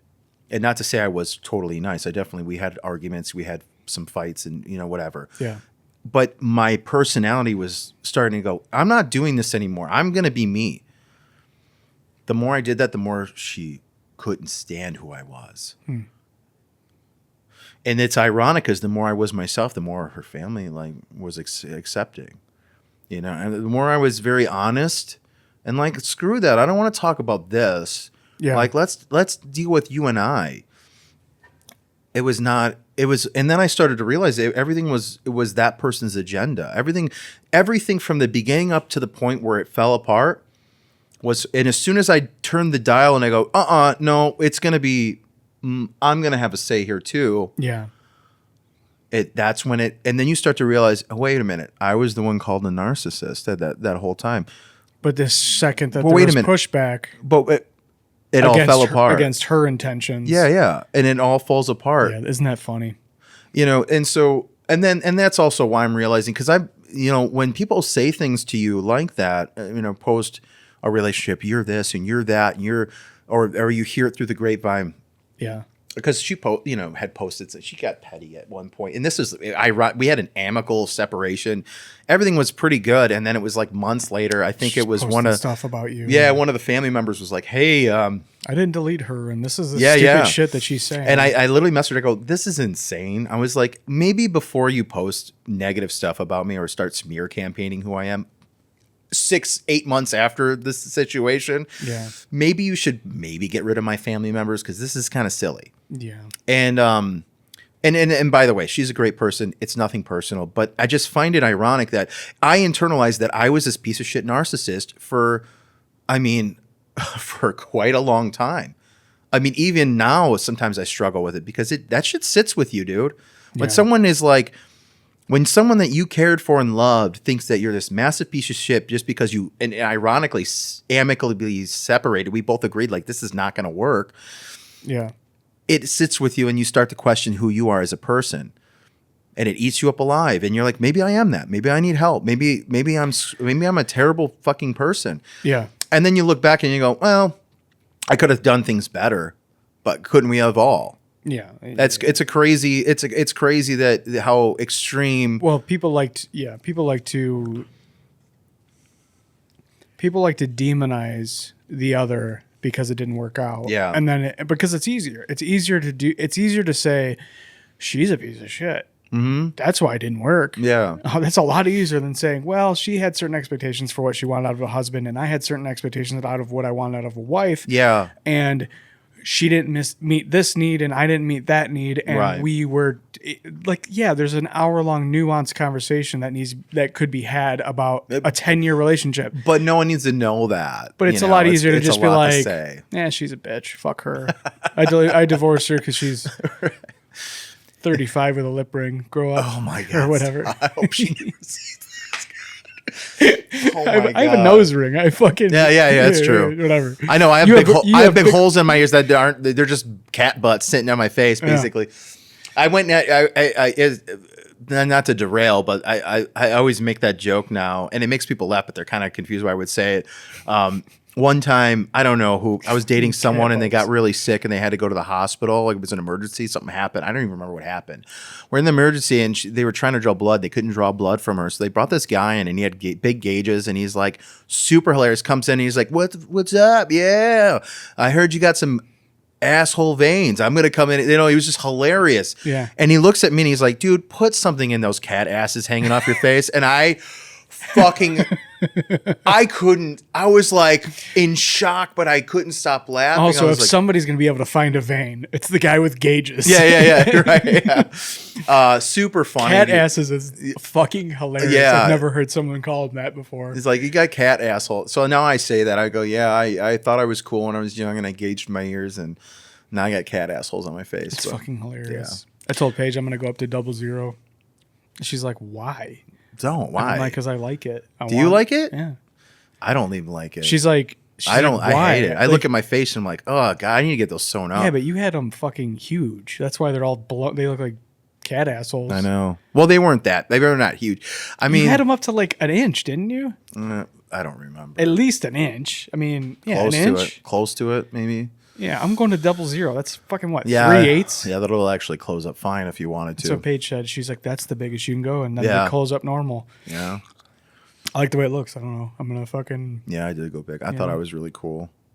Yeah, I don't want to go super big. I don't. Just big enough to have gauges in. I mean, I still like them. Like I like that, but as I get older, I'm just like. Sometimes I'll see, because I'm like, I'm getting gray. I'm old, getting older. You know, I'm like, you know, pushing 40, and I'll see people that I look up to, and I'm like, God, I should have never gauged my ears. Do you know what I mean? Now that my like priorities have changed in life, I'm like, God, I look like a fucking idiot. I'm having this a little bit, I think, even though I'm 32, and I'm having this a little bit, which I feel stupid about, but I'll be like, should I be wearing a band t-shirt? Like, I'm 32. I'm like, fuck off. No, I like these I think it's band. cooler when older people do it. It's annoying when kids do it. It's like, you don't even fucking know what that band is. Right. No, I love when I pulled out one shirt. I love. It's even better the older you get. Like, imagine an 80-year-old with like a Pantera or a Slayer shirt. Yeah. Fucking rock. Hell yeah. Yeah. It gets cooler the older. Actually, and I thought about this too. And this might bring me back on the gauged ear things. Yeah. Come on, when I'm 70 retired, You got gauges. throw them bad boys back in. Fucking hang some Mayan fucking weights in there. Jesus. Fucking who gives Okay, a shit? all right. The second thing I wanted to bring up, because we have to wrap up. Oh, yeah, right? yeah. This Sorry. is going to be like an 80 gig fucking Sorry, dude. podcast that I have to edit. The last thing I want to bring up, which is a silly thing. Yeah. Do you know what the song 4 Degrees is about? I don't even know what song is 4 Degrees. By Tool. It's called 4 Degrees. What album? Undertow.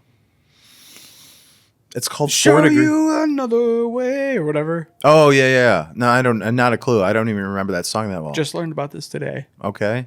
I love that album. I fucking love Tool. Like, there's like 3 different Tool and or Maynard things in this room. Ow. Apparently there was a rumor that back in the day, there was a rumor that the asshole was 4 degrees warmer than vaginas. So the song is literally like a 9-minute song about butt sex. They have a lot of songs about Stinkfist and all this. Fucking prison sex. Yeah. 4 degrees. Well, that just goes to show his sense of humor. He'll like He's write these hilarious. poetic songs about butts. This It's is why fucking hilarious. This is why I love Maynard so much. They have that. They have He's that. a comedian who's a metalhead. They have that song that's in German, and it's a cookie recipe, I think, or something. Do you know what I'm talking about? Yeah. Anyway, Yeah. yeah, they're funny. They're a funny band. People don't understand why. Everyone gets like gripe for liking Tool, like people that don't get it. Yeah. And it's like, you don't understand it. There's so many layers of silliness and hilarious. It's like it's like a lot of progressive bands like Primus. People don't understand Primus. It's like it's so fucking weird It's and so funny. funny. The lyrics are so bizarre. Nonsensical and silly. It's like if you took a ridiculous cartoon and took the information from a cartoon and then put it in some kind of processor and it created music. That's Primus. Yeah, that's so when you look at it from that perspective, you kind of get it, and you're like, "Oh, this is so." but the problem with Tool is that some dumb fuck will made be it like, so serious. be like, Yeah, dude, sacred geometry, or whatever, and you're By like, the way, fuck off. it's only because Danny Carey's into that shit, and so that becomes their identity. Yeah. But like, that's not. It looks cool. That's Yeah. it. That their branding became that just because it looks fucking cool. Yeah. That's it. Yeah. But but you have these fucking dweebs that like listen to the Tool when it's on the riff. Yeah. They're like, oh, dude, fucking. Yeah, they get all they get weird and deep Dude, about it. do you know what Lateralus is about? Oh my god. Yeah, I mean, don't get me wrong. They do have some deep and like some like, Carl Jungian kind of like vibes and like 46 and 2 and like some real like ego death. Yeah. They got a lot of that stuff, but sweet. that's But they not also their- have songs about butt sex. right. I don't know. I love Maynard specifically. I mean, like, Yeah. knowing that he was like friends with Bill Hicks and like they came up in the same comedy troupe and then he becomes a fucking metal singer. Yeah. It's just like he checks every box for like what I love. Like if he fucking rode dirt bikes or something, I'd be like, and I'd like, Yeah. I'd fucking have a mural of him painted in here. But Yeah. all right, dude, we gotta wrap. All right, up. man. Fuck yeah. Cool. Anything you want to end with? Yeah, anything? yeah. Do you want me to? I guess I could plug your fucking Instagram for your music and stuff. Or I mean, you could. I mean, it's just what is it? CM Smith Composer or something? What is it? I don't remember. I don't remember what it is. Let me look it up. sure, just look up Christopher Smith on Oh, wow, there's a Instagram. million Christopher Smiths. Yeah, Is it Christopher Michael Smith on? C.M.Smith.composer. Okay, and then how do they find your music? I actually took down my website because I'm going to transfer over to like a more professional site, which we've discussed. Streaming? Yeah, streaming. Just look up Christopher Michael Smith. That's my full name, Christopher Michael Smith. I got some stuff streaming. What's your social? What's your address? Well, and also I just want to clarify. Like I'm doing a lot of the stuff that is streaming is just what they say in the composer space, sketches. So they're just orchestrations or mock-up orchestrations. So if you listen to it, none of it's real. Like it's not real orchestration. It's just compositions that are composition sketches. And I'm saying that for the people that understand that world, so that way they're not offended that I'm trying to sell music that means nothing in that space. Christ. Thank God we didn't talk about music in this, because you would have zero. Your followers would literally diminish. I have Timbits in my eye holes all of a sudden. It's just glazed over hard. Oh, God. Jesus Christ. I have to pee so bad. All right, man.